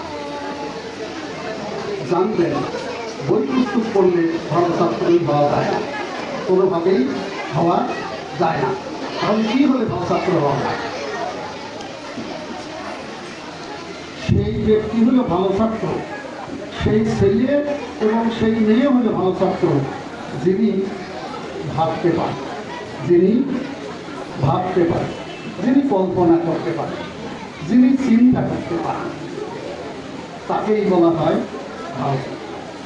যিনি করলেন তাকে ভালো ছাত্র বলা হয় না, বরং যিনি চিন্তাশীল, যিনি ভাবুন এবং যিনি কোনো জিনিস নিজের থেকে বলতে করতে পারে, তিনি হলেন ভালো ছাত্র। তাহলে আপনি লেখাপড়া করবেন, কিন্তু সাথে সাথে ভাবনাটা চালিয়ে যাবেন, তা না হলে আপনি ভালো ছাত্র হইতে পারেন না। ভালো ছাত্র হইতে হলে ভালো পড়তে হয় না, তাই তো নাকি? আপনারা মেট্রিক দেবেন, তো ভালো করে শোনেন, কীভাবে ভালো ছাত্র পড়ে তা কি আপনারা জানেন? ভালো ছাত্র আর সাধারণ ছাত্র একরকম পড়েন না। ভালো ছাত্র পড়েন রিড বিটুইন দ্য লাইন। এই যে একটা কাগজ দেখেন না, বই দেখেন না, তো বইয়ের 2 লাইনের মাঝখানে সাদা জায়গা থাকে না? ভালো ছাত্র ওই সাদা জায়গা পড়ে, আর সাধারণ ছাত্র লাইন বাই লাইন পড়ে। তো লাইন বাই লাইন পড়লে কী হয়? টাইম নষ্ট হয়ে যায়, চোখের সমস্যা হয়। রিড বিটুইন দ্য লাইন শব্দের অর্থ হলো যে আপনি বুঝে বুঝে পড়বেন, আপনি ছবি করে নেবেন, আপনি ছবি করে নেবেন। কেমন করে ছবি করে নেবেন? দেখবেন আল্লাহ আপনার 2টো চোখ দিয়েছে, ছাত্রছাত্রীর কথা বুঝতে পারছেন? আপনার 2টো চোখ, এই চোখটার মধ্যে আল্লাহ ফটোজনিক একটি ক্যাপাসিটি দিয়েছে, যে ওই পড়াটা এরকম করে আপনি ছবি করে হৃদয়ে পাঠিয়ে দেবেন। এটা হৃদয়ে পাঠিয়ে দিয়ে মাথায় ধরে রাখবেন। কতটা পরিষ্কার বোঝা গেল? আপনার এই হৃদয় আর মাথা, এইটা আপনি সংরক্ষণ করবেন। আপনি লাইন বাই লাইন করবেন না, আপনি শুধু এরকম করে ছবি করে দিতে চলে যাবেন, আর ওইটাকে ফটোকপি হিসাবে আপনার ভিতর রেখে দেবেন। বোঝা যায়? তারপরে আপনি ওটাকে আবার কন্ট্রোল করবেন, আবার আপনি রিভাইজ করবেন, আবার আপনি মাঝে মাঝে ওইটাকে রিডাকশন দেবেন যে ওটা ঠিক আছে কিনা। ধরেন আপনার হয়তো 15টা বই আছে, তা আপনি 15টা পাতার মধ্যে এই সবগুলোকে একটা ফ্রেমে বেঁধে রাখবেন, বেঁধে এখানে রেখে দেবেন। এবার প্রশ্ন হলো আপনি কেমন করে লিখবেন? আপনার লেখাটা হতে হবে কেমন? পরিচ্ছন্ন লেখা। আপনি এই পড়াটা কোথায় সংরক্ষিত রেখেছেন? আপনার অন্তরের মধ্যে। তাই আপনার লেখাটা যেন এই অন্তর ছুঁয়ে যায়। আবার আপনার মাথায় রেখেছেন, মাথাটা বড় চমৎকার জিনিস না? আপনারা কি আটটা জিনিস লক্ষ্য করেছেন যে আল্লাহর যত সিস্টেম আছে, এই চন্দ্র, সূর্য, গ্রহ, তারা, নক্ষত্র, সকাল, রাত, বিকাল, দিন, গাছ, খাওয়া, পশু, পাখি, পত্র, পল্লব, এগুলো দেখবেন একটা সিস্টেমে চলে, সিস্টেম ব্রেক করে না। আর এই সিস্টেমের মধ্যে কোনো ব্যত্যয় নাই, সিস্টেমের মধ্যে কোনো ঘাটতি নাই। আপনার লেখার মধ্যে কোনো ঘাটতি থাকতে পারবে না। আমি দেখতে চাই আপনাকে কে ফেল করায়, কে ভালো নম্বর না দেয়। আন্ডারস্ট্যান্ড? তাহলে আমরা জানলাম লেখার কৌশল, কত চমৎকার লেখা যায়, কত দ্রুত লেখা যায়, কত নিখুঁত লেখা যায়। আপনি এই মাথা আর অন্তর থেকে সেটা নিয়ে চালিয়ে যাবেন। এখন প্রশ্ন হলো, অনেক সময় দেখা যায় যে কোনো একটি প্রশ্ন আপনার কমন করে নাই, হতে পারে না। এই জন্যই বললাম, ওই হলো সেই ভালো ছাত্র আর ওই হলো সেই ভালো ছাত্রী যিনি চিন্তা করতে পারেন, তখন সে চিন্তার শক্তিকে কাজে লাগিয়ে একটি আকৃতি প্রদান করে ওই জিনিসটাকে প্লেস করে দেবে। পরিষ্কার বোঝা গেল? ক্লিয়ার? তাহলে কি কোনো প্রশ্ন আমাদের কাছে কঠিন হবে? হতেই পারে না। লেখাপড়া শব্দের অর্থ হলো কনফিডেন্স। লেখাপড়া শব্দের অর্থ কনফিডেন্স, আর কনফিডেন্সটা হবে আপনার অন্তরের ভিতরে, আপনার মনের ভিতরে, ঠিক আছে? আপনার এই মনটাকে চমৎকার রাখতে হবে। এখন আমি বলবো মেধা কাকে বলে, এ পর্যন্ত পরিষ্কার হয়েছে? ছাত্ররা আপনাদের জন্য এখন কথা বলছে, তাহলে আমি এখন বলবো মেধা কাকে বলে, তাই না? পৃথিবীতে ইউনাইটেড নেশনস অর্গানাইজেশনের এডুকেশন উইং এর আগে অনেক কথা বলেছে, কিন্তু শেষ পর্যন্ত এসে দুটো জিনিসকে মেধা বলেছে। তার একটার নাম হলো প্রখর স্মৃতিশক্তি, আর পরেরটার নাম হলো প্রত্যয়ী মন। প্রখর স্মৃতিশক্তি আর প্রত্যয়ী মন। তো আমি এখন বলবো কেমন করে প্রখর স্মৃতিশক্তি হতে পারে আর কেমন করে প্রত্যয়ী মন বানানো হতে পারে। এই দুটো হাতে করে ঘুরতে হবে না আমাদের। এই বসেন, আধুনিক শিল্পী বলি, আপনারা আমার বোন। এই স্মৃতিশক্তি, প্রখর স্মৃতিশক্তিটা অনেক কিছুর উপর নির্ভর করলেও আমার ভাই আছে, আমার রশিদ ভাই আছে, ওই রশিদ ভাইটা মেডিকেল সায়েন্সে বলতে চাচ্ছেন যে এটা খাওয়া দাওয়ার উপরে অনেকখানি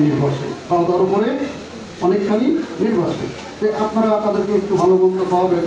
ভালোর সাথে মন্দ বললাম কি জন্য শুনবেন, আমাদের দেশে আবার শাক পাতারি লতা পাতারে মন্দ করে, এই জন্য আপনারা কিছু ভালো খাওয়াবেন, আবার কিছু মন্দ খাওয়াবেন, তাহলে তারা দেখবেন স্মৃতিশক্তি বাড়ে। আমাদের রশিদ ভাইরা বলেছেন যে সামুদ্রিক মাছ, ছোট মাছ এই খালে বিলে নদী নালায় পাওয়া যায় না, বিল দিলে, এখন আছে কিনা জানি না, বিল ওখান থেকে মাছ টাছ নিয়ে আসে, একটু বাচ্চাদের বাঁচে খাওয়া যায়, ঠিক আছে? ইনশাল্লাহ হয়ে যায়। এই একটা হলো প্রত্যয়ী মন। তাহলে প্রত্যয়ী মনটা কিভাবে হয়? আমি একটা উদাহরণ দিই, তারপরেই একটু আলোচনা করবো। অল্প একটু উদাহরণ, আপনারা ভালো করে শুনবেন। আপনারা একটা ছবি উঠিয়ে দরকার, যা বসেন কথা। লোকটার নাম মোহাম্মদ আব্দুল করিম। সে রাস্তা দিয়ে হেঁটে যাচ্ছে, হঠাৎ শব্দ করতে বলেন, এরকম করে তাকাতেই দেখলো যে গোখরো সাপ ফনা ধরে এইরকম দুলছে। গোখরো সাপ এরকম ফনা ধরিয়ে শুনেছে। আব্দুল করিম শুনেছে নাকি? এই যে এইটা শুনেছে না? এইটা শুনে সে ইনভলভ করছে কার কাছে? চোখের কাছে। চোখ তাকায় দেখলো, ওরে আল্লাহ, এ তো গোখরো সাপ নামতেছে, গোখরো সাপ। তারপরে চোখ এটা দেখার সাথে সাথে তখন মাথার অন্তরে ইনফর্ম করলো যে ওকল কামড় মারে, তুই এক কাজ কর, একটা আশেপাশে লাঠি পাওয়া যায় নাকি বাড়িতে, সে ওই মন আর মাথা হাতের কাছে ইনফরমেশন প্রেরণ করলো। তখন হাত দৌড়ায় যায় একটা গাছের ডাল ভাঙার চেষ্টা করে, যে কোনো জায়গায় লাঠি মারি তো নাই, বাড়িয়ে বেঁকিয়ে দিল। তো দেখলো তো ডালও ভাঙা গেল না, সাপের বাড়ি দেওয়ার মতো কোনো ব্যবস্থা নাই। সে তখন ব্রেন আর হৃদয় কক্ষে কি, আব্দুল করিম তুমি তো কিছুই করতে পারলে না, তো তুমি এখন দৌড়ি মারো, তারপর সাপ তো তোমার পিছু ফেলিয়ে আসতেছে, কোন সময় কোপ মেরে দেবে। আর না হলে সাপ এই জায়গায় থাক, তুমি দৌড়ায় কিছু লোকজন ডেকে নিয়ে এসে লাঠি বাটি জোগাড় করে বাড়িয়ে মারো, কি ঠিক না? আপনারা এইরকম প্রশ্নের কবলে পড়লে এইরকম ব্যবস্থাগুলো নিয়ে কান, মাথা, চোখ, কান, হৃদয়, অন্তর, অভিজ্ঞতা এগুলো কাজে লাগাইয়া আপনারা একটি মন তৈরি করতে পারবেন না? এরা কি কোনো ভুল ইনফরমেশন দিয়েছে? এরা ইনফরমেশন দিতে দেরি করেছে, ইনফরমেশন শুনতে দেরি করেছে, ব্যবস্থা নিতে দেরি করেছে। লেডিস অ্যান্ড জেন্টলম্যান, আপনারাও আপনাদের দেহের ভিতরে যে ডিভাইন টেকনোলজি আল্লাহ দিয়ে দিয়েছেন, আল্লাহ সুবহানাল্লাহ তাআলা যে ডিভাইন টেকনোলজি দিয়ে দিয়েছেন, সেই ডিভাইন টেকনোলজিগুলোকে আপনারা কাজে লাগাবেন। এটা কম্পিউটার থেকে শক্তিশালী, এটা অনলাইন থেকে শক্তিশালী, এটি ইন্টারনেট থেকে শক্তিশালী, এটা স্পেস থেকে শক্তিশালী, এটা হেলিকপ্টার থেকে শক্তিশালী, এটা এরোপ্লেন থেকে শক্তিশালী। যদি আপনি সেই কাজে লাগানোর কৌশল জানেন, তাহলে দেখবেন যে আপনি এটি করতে পেরেছেন। প্রত্যয়ী মন শব্দের আরেকটি অর্থ আছে, সেটি হলো যে আপনি মনে মনে চিন্তা করেছেন যে কোনো অবস্থাতেই আমি এটি ছেড়ে যাব না, আমি ভালো ফলাফল করব, আমি ভালো লিখব, এইটাকে বলা হয় প্রত্যয়ী মন। আমার ভাই এবং বোনেরা, পৃথিবীর সব মানুষ জানে তিনটা জিনিস থাকলে আপনার ছেলেরা আপনার মেয়েরা কোনোদিন পিছনে পড়ে থাকবে না। তার তিনটার মধ্যে একটি হলো সুস্বাস্থ্য, সুস্বাস্থ্য, লেখাপড়া, লেখাপড়া আর সুচরিত্র বা সৎ চরিত্র। এই তিনটা জিনিস যাতে থাকে সেদিকে আপনারা দৃষ্টি রাখবেন। আর পরের কথা হলো লজ্জা শরম বলে একটা কথা আছে না গো, আছে তো? জ্ঞান কাকে বলে তো জানেন আপনারা? জ্ঞান মানে হলো পৃথিবীর সকল ভয়কে যদি একসাথে বাঁধা যায় তার নাম হলো জ্ঞান। তাহলে পরীক্ষায় ফেল করা একটা ভয় না? দোস্তরা বলতে কিরে তোর পরীক্ষা রেজাল্ট কি, তখন ভয় পাবো না, লজ্জা পাবো না? লজ্জা তাহলে ভয় করবে না? তোমার বাপের ভয় লাগবে না, লজ্জা লাগবে না? যে আপনারা আগের থেকে জ্ঞানী হয়ে যাবেন যাতে আপনি নিজে এবং আপনার পরিবার সমাজে লজ্জিত না হয়, সমাজে লজ্জিত না হয়। এই লজ্জা এবং ভয়কে আপনারা গুরুত্বপূর্ণভাবে গ্রহণ করবেন। আমি তো এখানে কখন থেকে এই প্রতিষ্ঠান সম্পর্কে দুই একটা কথা বলা দরকার। আমার ইমদাদ আছে, শাহিন কোথায়? শাহিন করুন। আচ্ছা ঠিক আছে, ইমদাদ শাহিন, আরও অনেক ভদ্রলোকেরা আছেন। তো শাহিন ওয়াইফ আছে, আরও আমার বোনই আছে এখানে, আরও ভদ্রলোক আছে, আমার রশিদ ভাই আছেন। আর রশিদ ভাই আগে আপনাদের নাম বলিনি, এখন বলছে। সকলে আগে বলে তো, তাই আমি একটু পরে বললাম। ওই রশিদ ভাই আমার খুব প্রিয় মানুষ, আর এই প্রতিষ্ঠানের সাথে সেই প্রথম থেকে জড়িত আছে। আমি তাকে ভালোবাসি, শ্রদ্ধা করি, আমার ভাই না, ভালোবাসি তাকে, অন্তর থেকে ভালোবাসি, আপনাদেরকেও অন্তর থেকে ভালোবাসি। আর আমার ভাই আছে এখানে, আমার শফিকুল ইসলাম ভাই, সে খুব গুণী মানুষ, সে খুব গুণী মানুষ। ওই যে আমার ভাই বললেন না, ভাই দেশ দিয়ে কত টাকা কত কি এটা সেটা করেন, আমি ওনাকে ভালোবাসি, উনি খুব মেধাবী মানুষ, জ্ঞানী। আর এই আমার ভাই আমার মুস্তফা, আমি কয়েকটি আমার মুস্তফা মানুষ, বুঝতে পারছি, ওর মুখ থেকে আমি চিনে করলাম তো আগে এইখানে ছিল। আর ওই এমদাদ আর এটা ওরা আমার সন্তান, আপনারা আমার ভাই। আমি এই প্রতিষ্ঠানের সাথে আছি, এই প্রতিষ্ঠানের দোয়া করি এবং এই প্রতিষ্ঠানকে যাতে আল্লাহ কবুল করে। আপনারা করবেন কি, এই প্রতিষ্ঠানে আপনাদের ছেলে মেয়েদেরকে ভর্তি করবেন, দেখবেন আল্লাহ কামিয়াবি দান করবে। ওরা পরে কি লেখাপড়াটাকে সুস্বাদু করে, চমৎকার করে, সুমিষ্ট করে এবং তারপরে বলেছি করি আপনাদের কাছে সার্চ করে, আপনাদের সন্তানদের কাছে সার্চ করে। এদেরকে দেখে আমার ভীষণ ভালো লাগে। আমারও এরকম একটা বয়স ছিল, আমি আজকে আমার নিজেকে খুব উৎফুল্ল মনে করেছি এবং উৎফুল্ল হয়েছে এবং আমি খুব প্রশান্তি পেয়েছি। এটার কারণ হলো এইটাকে আমার কাছে বেহেশতের বাগান মতো মনে হচ্ছে, আর আল্লাহ যাতে এই বেহেশতের বাগানটাকে কবুল আর মঞ্জুর করেন। আর এইটা হলো আপনার all are the flowers, all are the flowers। আর এই ফ্লাওয়ার্সের গার্ডেনের নামই হইল আমার এমদাদ আর শাহিন সহ আপনারা। এই যে আপনারা যারা শিক্ষক শিক্ষয়িত্রী আছেন না, আপনারা হলেন এই বাগানের মালিক, এই বাগানের মালিক। আর আমিও এই বাগানের মালিকের সাথে সংশ্লিষ্ট হয়ে আছি, থাকলাম এবং থাকবো ইনশাআল্লাহ। আপনারা সবাই আপনাদের ছেলে মেয়েদেরকে এইখানে দেবেন। আমি আপনাদের সবার জন্য দোয়া করব, আর আপনারা আমার জন্য দোয়া করবেন যে আল্লাহ যেন আমাদের দোয়াকারী হিসাবে কবুল করেন। আর আমি যেন পৃথিবীর সব মানুষের জন্য দোয়া করতে পারি, পৃথিবীর সব মানুষের জন্য দোয়া করতে পারি। আর আমার ধারণা, মা হলো নান্দনিক শিল্পী, মা এবং বাবা আপনারা একে অপরের সাথে ঝগড়া বিবাদ করবেন না, গোলমাল ফেসাদ করবেন না। সন্তান যাতে বোঝে যে আমার মায়ের মতো আর মা দুনিয়াতে নাই, আমার বাপের মতো বাপ আর দুনিয়াতে নাই। আপনাদের ব্যাপারটা সামান্য একটা কথা বলি, আমার কথা শেষ করব। আপনারা কি জানেন যে সন্তানের হক কি?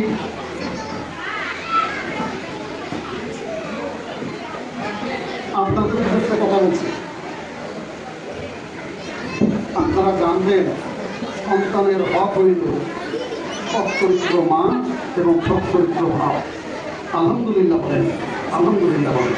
এবং আপনারা আপনাদের এই জিনিসগুলো অটুট রাখবেন, দেখবেন আল্লাহ সুবহানাল্লাহ তাআলা আসমান থেকে তার কুদরতি হাত দিয়ে আপনার সন্তানকে এমন সন্তান বানিয়ে দিয়েছেন যে সেই সন্তান সমগ্র দুনিয়াকে চমকে আছে, সমগ্র দুনিয়াকে চমকে আছে। আর আমি আপনাদের সাথে, আপনাদের কাঁধে, আপনাদের পিছনে দোয়াকারী হিসাবে থাকলাম। আপনাদের সবাইকে আন্তরিক ধন্যবাদ। আমার এই কথা এতক্ষণ ধরে শোনার জন্য আমি আপনাদের প্রতি কৃতজ্ঞতা জানাচ্ছি। আর আমার এত কথা না বললেও চলতো, এই বলার জন্য দুঃখ প্রকাশ করছি। আমার এমদাদ আর শাহিদ আমাকে দাওয়াত দিছে, আমি ওদেরকে খালি কষ্টই দিই। এই সব কষ্টের জন্য ওই দুইটা শ্রেণীর কাছেও আমি ক্ষমা চাই। আল্লাহ আমাদের সবাইকে কবুল আর মঞ্জুর করুন। আর এই প্রতিষ্ঠান নতুন ক্যাম্পাস আল্লাহ কবুল করুন এবং শিক্ষার মান বাড়িয়ে দিন। আমার ভাই একটা চমৎকার কথা বলেছে, মানসম্মত শিক্ষায় কোনো কথা।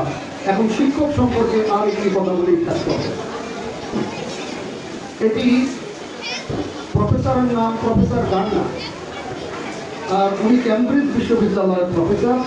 সাবজেক্টের নাম কেমিকৌশল, সাবজেক্টের নাম কেমিকৌশল। যে তাকে প্রশ্ন করা হলো যে স্যার মানসম্মত পড়া কার, মানসম্মত পড়া কার কার? উনি উত্তর দিলেন, বাবা গো, দুনিয়াতে মানসম্মত পড়া বলে কিছু নাই, মানসম্মত ক্লাস আছে। তাই যিনি ক্লাস নেন ঠিক মতো আর যেখানে ক্লাস নেন সেটার নামে মানসম্মত। তাই আপনারা ভালো করে ক্লাস নেবেন এবং ভালো করে ছাত্রদেরকে পড়াবেন, আর ভালো করে ক্লাস নেওয়া আর ভালো করে পড়ানোর নাম হলো মানসম্মত পড়াশোনা। আসসালামু আলাইকুম ওয়া রাহমাতুল্লাহ। অনেক কথা বলা হলো, আপনারা কিছু মনে করবেন না।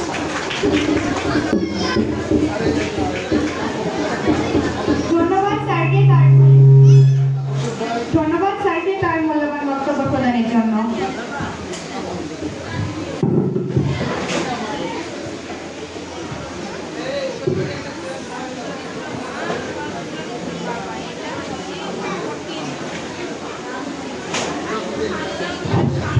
এই পর্যায়ে বক্তব্য প্রদানের জন্য বিনীত অনুরোধ করছি আজকের অনুষ্ঠানের মান্যবর সভাপতি জনাব মোহাম্মদ ইমদাদুল ইসলাম স্যারকে তার মূল্যবান বক্তব্য প্রদানের জন্য অনুরোধ করছি।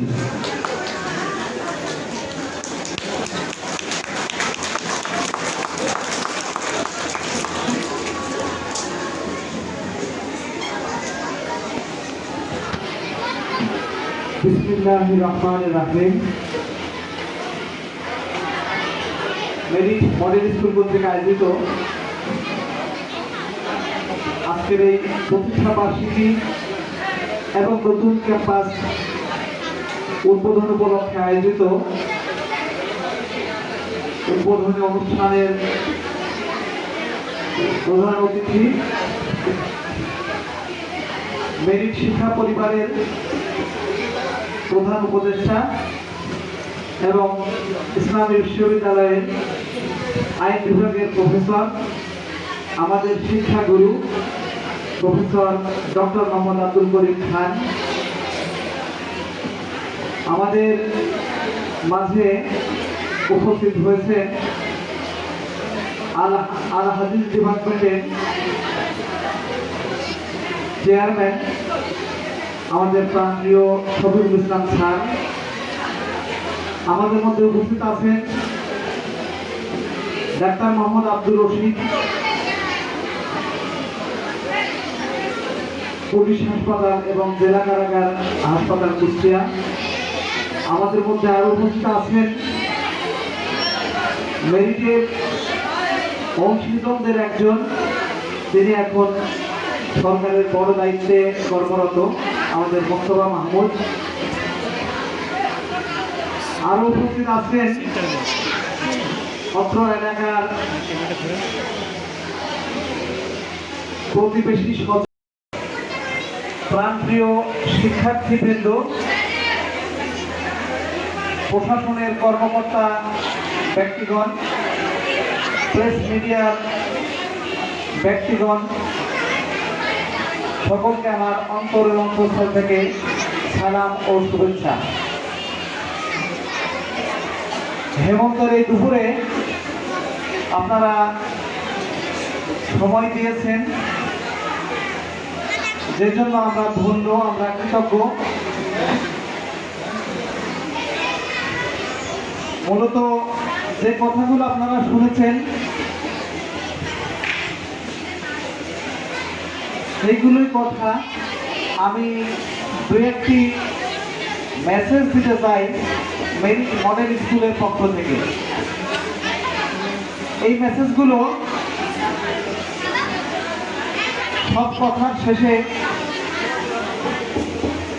হয়তো কিছু নতুনত্ব সৃষ্টি করবে বলে আমি বিশ্বাস করি। মেরিট মডেল স্কুল মেরিট শিক্ষা পরিবারের একটা অঙ্গ প্রতিষ্ঠান।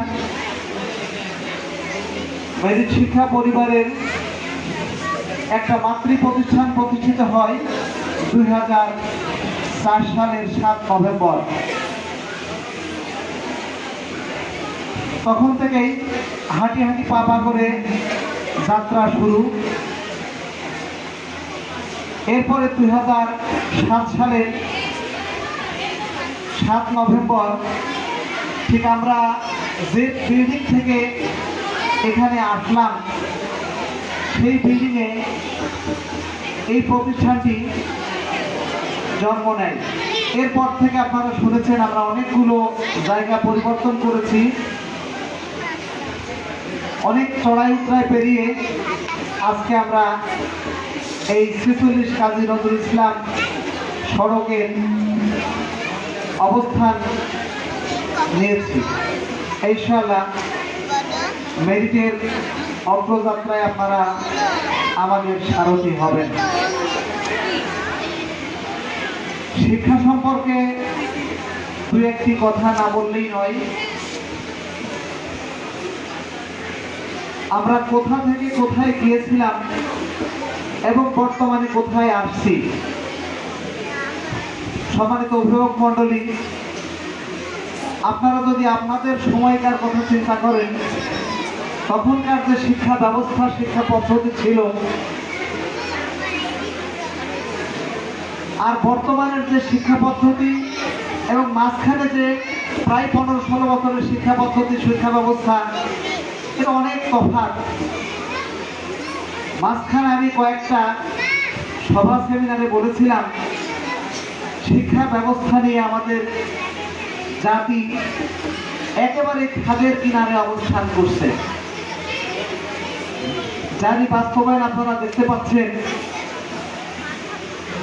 বর্তমান বছরের এসএসসি এবং এইচএসসি ফলাফল 100% পাস, 90% পাস। অথচ এই বছরের এসএসসি এবং এইচএসসি ফলাফলে আপনারা দেখতে পাচ্ছেন যে পাশের হার 50%-এর নিচেই নেমে আসছে। আমাদের সময় আমরা দেখেছি যশোর শিক্ষা বোর্ডে পাশের হার হতো 35 থেকে 40%। মাঝখানে কি এমন মিরাকেল তৈরি হলো যে আমাদের শিক্ষা ব্যবস্থায় 100%, 90% পাশের হার হয়ে গেল। ভগ্নদশা সেই শিক্ষা ব্যবস্থা থেকে আপনারা উপলব্ধি করছেন 2025 সালে এসে সেই শিক্ষা ব্যবস্থায় হঠাৎ করে এই 50% কিভাবে হলো। ধর্মীয় শিক্ষার সাথে আমাদেরকে এক ধরনের বিচ্ছেদ ঘটানোর যে অপপ্রয়াস, সেটা আমরা রন্ধে রন্ধে দেখেছিলাম। পৌরাণিক শিক্ষা থেকে যেন জাতি বঞ্চিত হয়, সেই জন্য যত ধরনের ব্যবস্থা করা, সমস্ত ব্যবস্থা, সমস্ত আয়োজন সম্পন্ন করা হয়। দেখেন, যে ব্যক্তি, যে শিক্ষার্থী কোরআন পড়বে সে শুধু কোরআন পড়বে, সে কোরআনে হাফেজ হবে, সে মসজিদের ইমাম হবে, সে মসজিদের মুয়াজ্জিন হবে, সে মসজিদের খাদেম হবে। এর বাইরে চিন্তা করার সুযোগ নাই। আর যে দুনিয়াবী শিক্ষা গ্রহণ করবে সে ডাক্তার হবে, ইঞ্জিনিয়ার হবে এবং সে দুনিয়ার অন্যান্য শিক্ষা সে গ্রহণ করবে। বড়ই পরিতাপের বিষয়, যে ছেলেটি, যে মেয়েটি কোরআনে হাফেজ হয়, আমরা মনে করি, আমরা বিশ্বাস করি সে জাতির মেধাবী সন্তান। তাহলে এই কোরআনিক শিক্ষার সাথে এই যে বর্তমান শিক্ষা ব্যবস্থা, এর যদি সমন্বয় না করা যায় তাহলে আমাদের একটি অংশ মসজিদমুখী হবে, আর একটি অংশ তারা দুনিয়াবী শিক্ষা নিয়ে ব্যস্ত থাকবে। মেরিট মডেল স্কুল কর্তৃপক্ষ চিন্তা করেছে 2026 সাল থেকে ইনশাআল্লাহ কোরআনিক শিক্ষা এবং দুনিয়াবী শিক্ষার মধ্যে সমন্বয় সাধন হবে। এখানে সাধারণ শিক্ষার পাশাপাশি কোরআন শিক্ষা, হিফজুল কোরআন, স্পোকেন ইংলিশ এবং অন্যান্য কারিকুলাম সবকিছু সমানভাবে চলবে। এই কোরআন শিক্ষা দুইটি পর্যায়ে আমরা শিক্ষা দিতে চাই।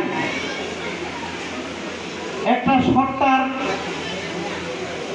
কোরআন হেফজ এবং একটা লং টার্ম কোরআন হেফজ। শর্ট টার্ম কিভাবে হবে?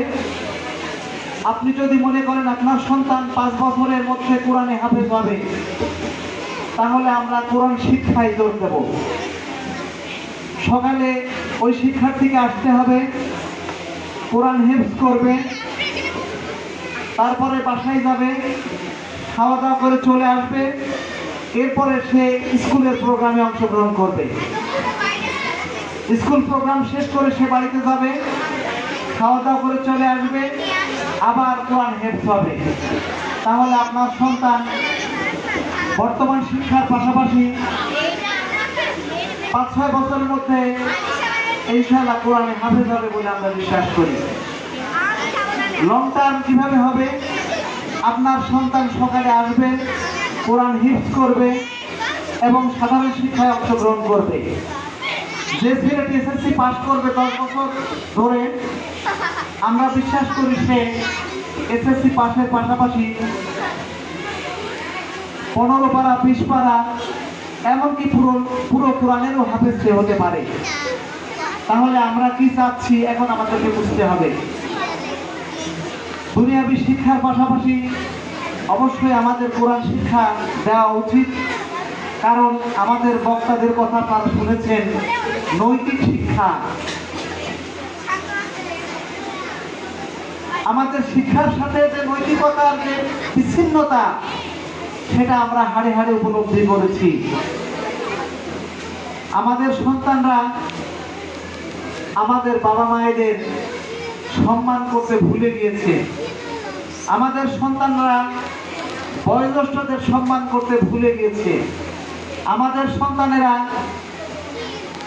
তার ক্লাসের যে বড় ভাই, তার স্কুলের যে বড় ভাই, তাদেরকে সম্মান করতে ভুলে গিয়েছে। কেন? আমাদের শিক্ষা ব্যবস্থা তাদেরকে ভুলে যেতে বাধ্য করেছে। আমরা 2025 সাল থেকে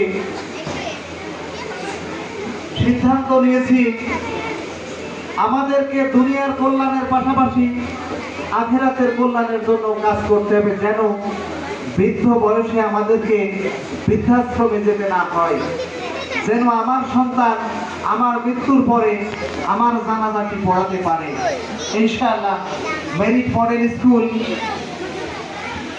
সেই আলোকে 2026 সাল থেকে সন্তানদেরকে সুন্দর মতো দুনিয়াবী এবং নৈতিক শিক্ষা দেবে, সেই সিদ্ধান্ত গ্রহণ করেছে। যার জন্য প্রয়োজন হবে আপনাদের এবং আমাদের সন্তানদের প্রত্যয়ী মন, আর সেই প্রত্যয়ী মন তৈরি করে দিতে হবে আমাদেরকে নজর দিতে হবে সুন্দরভাবে। আমাদের চিন্তা করতে হবে সুদূর প্রসারী। আমার ছেলে ডাক্তার হবে, আমার ছেলে ইঞ্জিনিয়ার হবে, আমার ছেলে লেখাপড়া করবে, একটা সার্টিফিকেট অর্জন করে সে দেশের বাইরে চলে যাবে, অস্ট্রেলিয়া, আমেরিকা, কানাডা চলে যাবে। আর আমি বৃদ্ধ বয়সে বিছানায় বসে চাতক পাখির মতো তাকিয়ে থাকবো, আমার সন্তান কখন আমাকে ফোন দেবে, আমার সন্তান ফোন দিয়ে আমাকে খোঁজ নেবে। আর আমার স্বার্থপর সন্তানটি আমেরিকা, অস্ট্রেলিয়ায় বসে তার এই যৌবন বয়সে তার জীবন উপভোগ করবে। আহারে শিক্ষার উদ্দেশ্য তো সেটি নয়। শিক্ষার উদ্দেশ্য হচ্ছে মানবিক জীবন তৈরি করা। শিক্ষার উদ্দেশ্য হচ্ছে আমার বাবা মাকে দেখভাল করা, সম্মান করা, কিন্তু আমরা যেন সেখান থেকে বিচ্যুত হয়ে পড়েছি। 2025 সাল থেকে আল্লাহর বিশেষ রহমত এই বাংলাদেশের উপর দিয়ে যাচ্ছে। যদি আমরা সচেতন হই, যদি আমরা সজাগ হই, তাহলে ইনশাআল্লাহ এটা উত্তর আমাদের জীবনে বাস্তবায়ন হবে। আর যদি আমরা মনে করি যে আমাদের এটি প্রয়োজন নাই, তাহলে এই সুযোগ আমাদের কাছে হাতছাড়া হয়ে যাবে। মেরিট মডেল স্কুল সমস্ত ব্যবস্থা আয়োজন করতে যাচ্ছে। আধুনিক ক্যাম্পাস, যুগোপযোগী শিক্ষা ব্যবস্থা, ইন্টারনেট ভিত্তিক শিক্ষা ব্যবস্থা, সমস্ত ব্যবস্থা এখানে থাকবে ইনশাআল্লাহ। আপনার সন্তান যেমন ডাক্তার, ইঞ্জিনিয়ার হওয়া প্রয়োজন, আপনার সন্তানের ভালো মানুষ হওয়ার প্রয়োজন। এই জন্য দুনিয়াবি আর কোরআন শিক্ষার মধ্যে অবশ্যই চমৎকার সমন্বয় করা প্রয়োজন। আপনারা যারা অভিভাবক আছেন, তারা কষ্ট করে আসছেন, সময় দিয়েছেন, এই জন্য আমি কৃতজ্ঞ। আপনার সন্তানদেরকে নতুন বছর থেকে ইনশাআল্লাহ আমরা মানবিক মূল্যবোধ সম্পন্ন মানুষ হিসেবে গড়ে তুলতে চাই। এই জন্য আপনাদের সহযোগিতা প্রয়োজন। আপনারা জানেন এটা একটা বেসরকারি প্রতিষ্ঠান। আপনারা সন্তানদের জন্য যে টিউশন ফিস এখানে দেন, সেই টিউশন ফিসের খরচেই মূলত এই প্রতিষ্ঠানটি পরিচালিত হয়। এখানে কোনো সরকারি বেসরকারি অনুদান আসে না।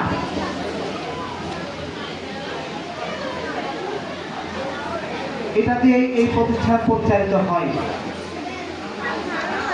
আপনারা কি চাচ্ছেন তার উপর নির্ভর করছে আপনি কি পাবেন। আপনি যদি শুধু দুনিয়াবী শিক্ষা চান, সেটাও যেমন পাওয়া সম্ভব। আপনি দুনিয়া এবং আখিরাতমুখী শিক্ষা চাইলে সেটাও পাওয়া সম্ভব। মেরিট মডেল স্কুল কর্তৃপক্ষ সে ব্যবস্থা সৃষ্টি করেছে। আমি আমার কথা দীর্ঘ করব না, আপনারা দীর্ঘক্ষণ সময় দিয়েছেন। আপনারা আমাদেরকে ধন্য করেছেন। আপনাদের সবার সুস্বাস্থ্য এবং দীর্ঘায়ু কামনা করি। আপনারা ভালো থাকবেন। আপনাদের সন্তানদেরকে সময় মতো খোঁজ খবর নেবেন। আমার শফিকুল স্যার খুবই ভালো কথা বলেছেন, চমৎকার কথা বলেছেন। আপনার সন্তান যদি স্কুল থেকে গিয়ে আপনাকে সালাম না দেয়, আপনার খোঁজ খবর না নেয়, তাহলে ধরে নেব আমরা ব্যর্থ। আমাদের চিন্তা ব্যর্থ, আমাদের কার্যক্রম ব্যর্থ। এই জন্য আপনাদেরকে সময় দিতে হবে, আপনাদেরকে বুঝিয়ে নিতে হবে। আপনার সন্তান দিয়ে ক্ষান্ত হলেই হবে না। আমাদের চিন্তা যদি এইরকম হয় যে সন্তান মেরিটে দিয়েছি, সুতরাং মেরিটের যে সমস্ত দায়িত্ব আমাদের স্যার বলেছেন, মুস্তফা স্যার বলেছেন, আমরা যদি সবাই মিলে দায়িত্ব পালন করি, তাহলে ইনশাআল্লাহ আমাদের সন্তান একদিন নিজের সৌভাগ্য করার পাশাপাশি একদিন আমাদের সম্পদ হবে ইনশাআল্লাহ, সেটা আমরা বিশ্বাস করি। তো কথা দীর্ঘায়ু করব না, আরও আমাদের পরবর্তীতে কার্যক্রম আছে। সেই কার্যক্রমগুলো আপনারা সঙ্গে থেকে আমরা আমাদের প্রোগ্রাম শেষ করব। আমি সবার সুস্বাস্থ্য এবং দীর্ঘায়ু কামনা করি। আমার জন্য দোয়া করবেন, মেরিট মডেল স্কুলের দোয়া করবেন, মেরিট মডেল স্কুলের শিক্ষক মণ্ডলীর জন্য দোয়া করবেন, যেন আপনাদের দেওয়া গুরু দায়িত্ব এরা সঠিক সুন্দরভাবে পালন করতে পারে। সবার কাছে দোয়া চেয়ে আমার কথা এখানে শেষ করছি। আসসালামু আলাইকুম ওয়া রাহমাতুল্লাহি ওয়া বারাকাতুহু।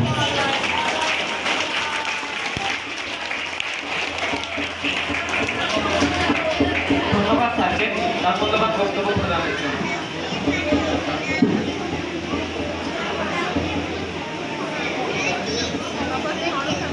ধন্যবাদ আজকের অতিথি ধন্যবাদ অনুষ্ঠানের অতিথি মহোদয়দের। আপনাদের আগমনে আমরা আনন্দিত ও কৃতজ্ঞ।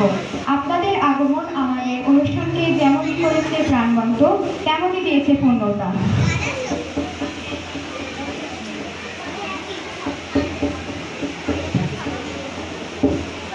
সম্প্রতি আমাদের স্কুলে একটি ফুটবল প্রীতি টুর্নামেন্ট অনুষ্ঠিত হয়েছিল। আজকে আমাদের মাননীয় অতিথিদের মাধ্যমে আমাদের চ্যাম্পিয়ন এবং রানার্স আপদেরকে তাদের ট্রফি তুলে দেওয়ার জন্য অনুরোধ করব। প্রথমেই যাচ্ছে পঞ্চম শ্রেণী ভার্সেস ষষ্ঠ শ্রেণীর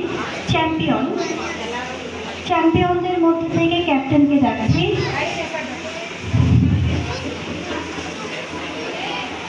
ক্রেস্টগুলো নিয়ে সামনে যাব।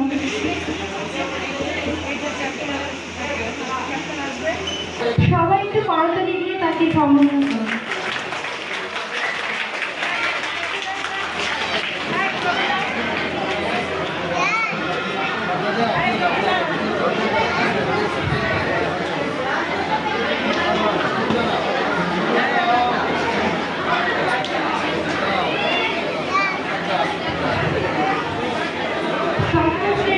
ষষ্ঠ শ্রেণীর চ্যাম্পিয়ন ক্যাপ্টেনকে মেডেল পরিয়ে দিয়েছেন আমাদের সভাপতি।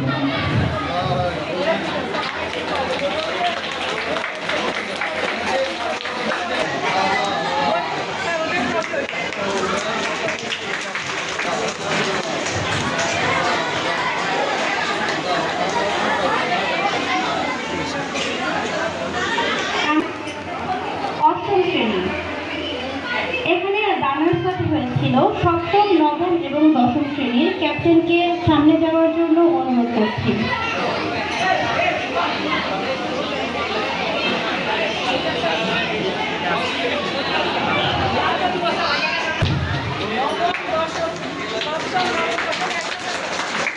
সপ্তম, নবম এবং দশম শ্রেণীর রানার্স আপ। এবার দেখে নিচ্ছি অষ্টম শ্রেণীর চ্যাম্পিয়ন ক্যাপ্টেনকে। অষ্টম শ্রেণীর ক্যাপ্টেনকে মেডেল পরিয়ে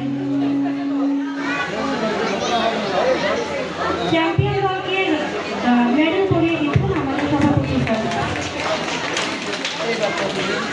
আমাদের ক্যাপ্টেনের নেতৃত্বে অষ্টম শ্রেণী জয়লাভ করেছিল।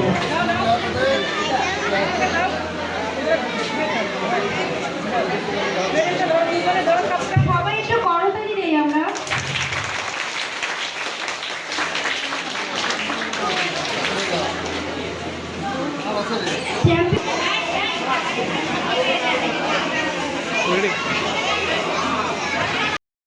সম্মাননা স্মারক প্রদান করব।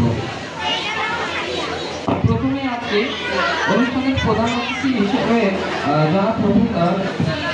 জনাব প্রফেসর ডক্টর মোহাম্মদ আব্দুল করিম খান স্যারকে ক্রেস্ট প্রদান করছেন অত্র প্রতিষ্ঠানের পরিচালক মোহাম্মদ শাহিনুল ইসলাম স্যার।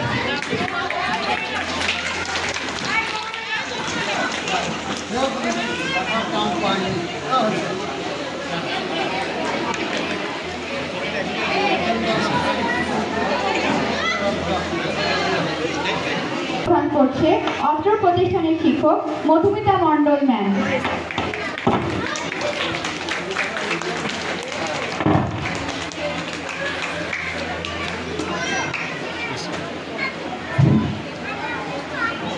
আজকের অনুষ্ঠানে বিশেষ অতিথি জনাব ডক্টর মোহাম্মদ আব্দুর রশিদ স্যারকে ক্রেস্ট প্রদান করছে অত্র প্রতিষ্ঠানের শিক্ষক নুরুল হক শেখা ম্যাম।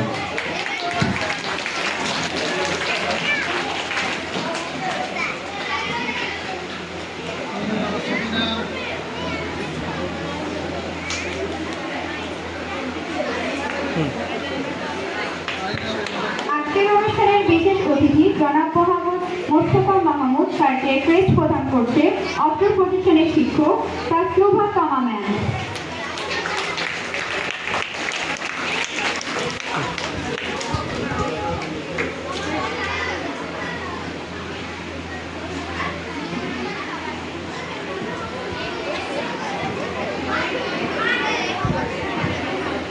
ধন্যবাদ স্যার।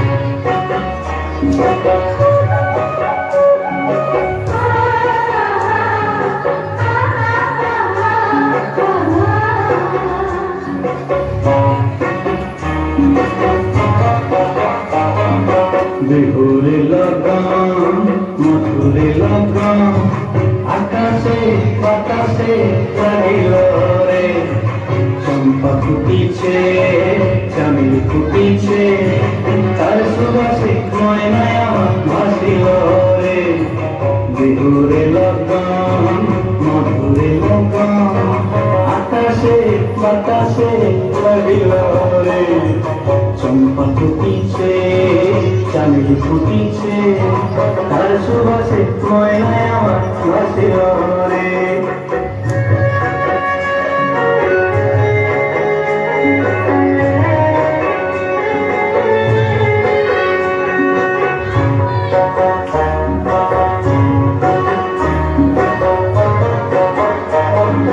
হলুদ গরম মেঘলায় তার যৌবন উছলায় লাল গরমের আড়াল দিয়া চক্ষু দুটি চায় হলুদ গরম মেঘলায় তার যৌবন উছলায় লাল গরমের আড়াল দিয়া চক্ষু দুটি চায় খোপায় টগর ময়না বুঝি আমার খুঁজে আয় বসন্তে এই বিহুর লগন উত্তর হয়ে যায় বিহুরে লগন মধুরে লগন আকাশে বাতাসে লাগিল রে নাচিতে নাচিতে আর ভরা যৌবন বিহুর শাড়ি সবার মাঝে আসিল রে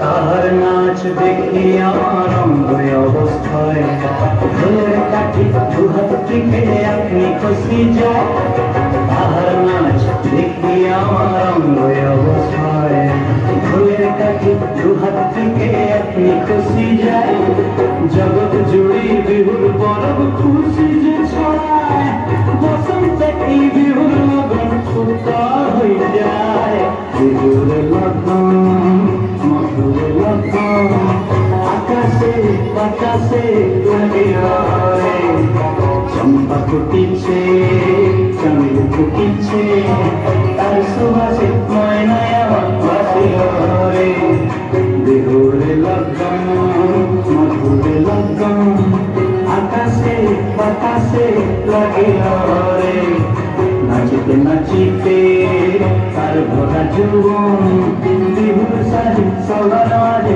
আসিল রে বিহুর শাড়ি সবার মাঝে আসিল রে বিহুর শাড়ি সবার মাঝে আসিল রে বিহুর শাড়ি অসাধারণ অসাধারণ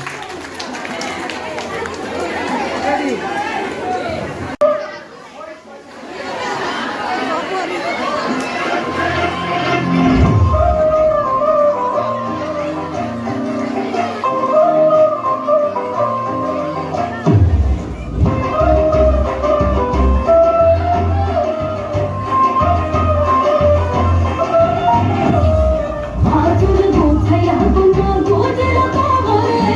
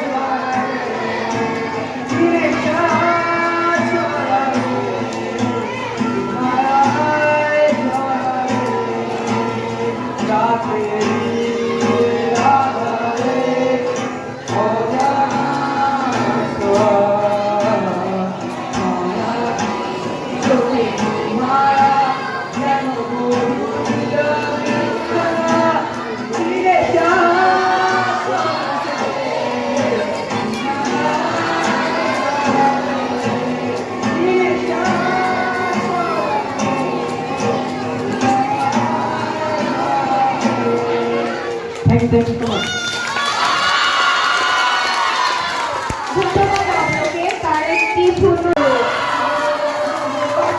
জোরে করো তাই হবে।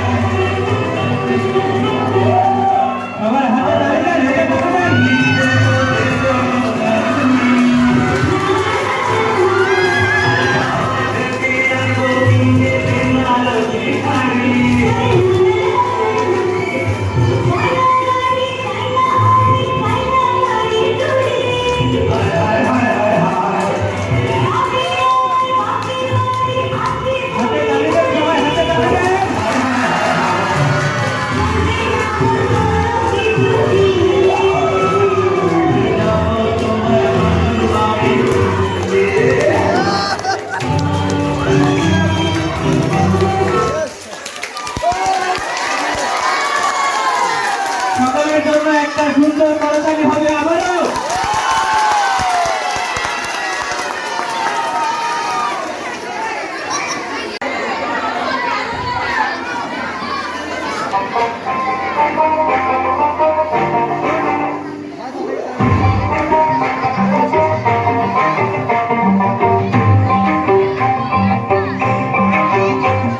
আমার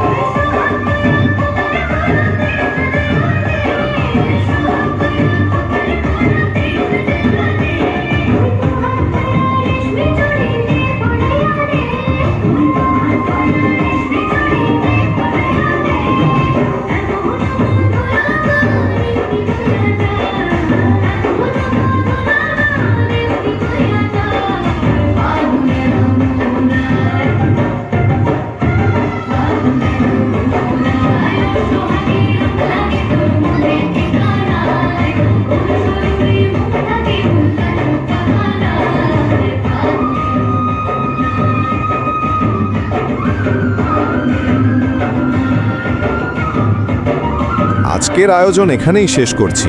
সবাইকে ধন্যবাদ। ভালো থাকুন, সুস্থ থাকুন। আল্লাহ হাফেজ।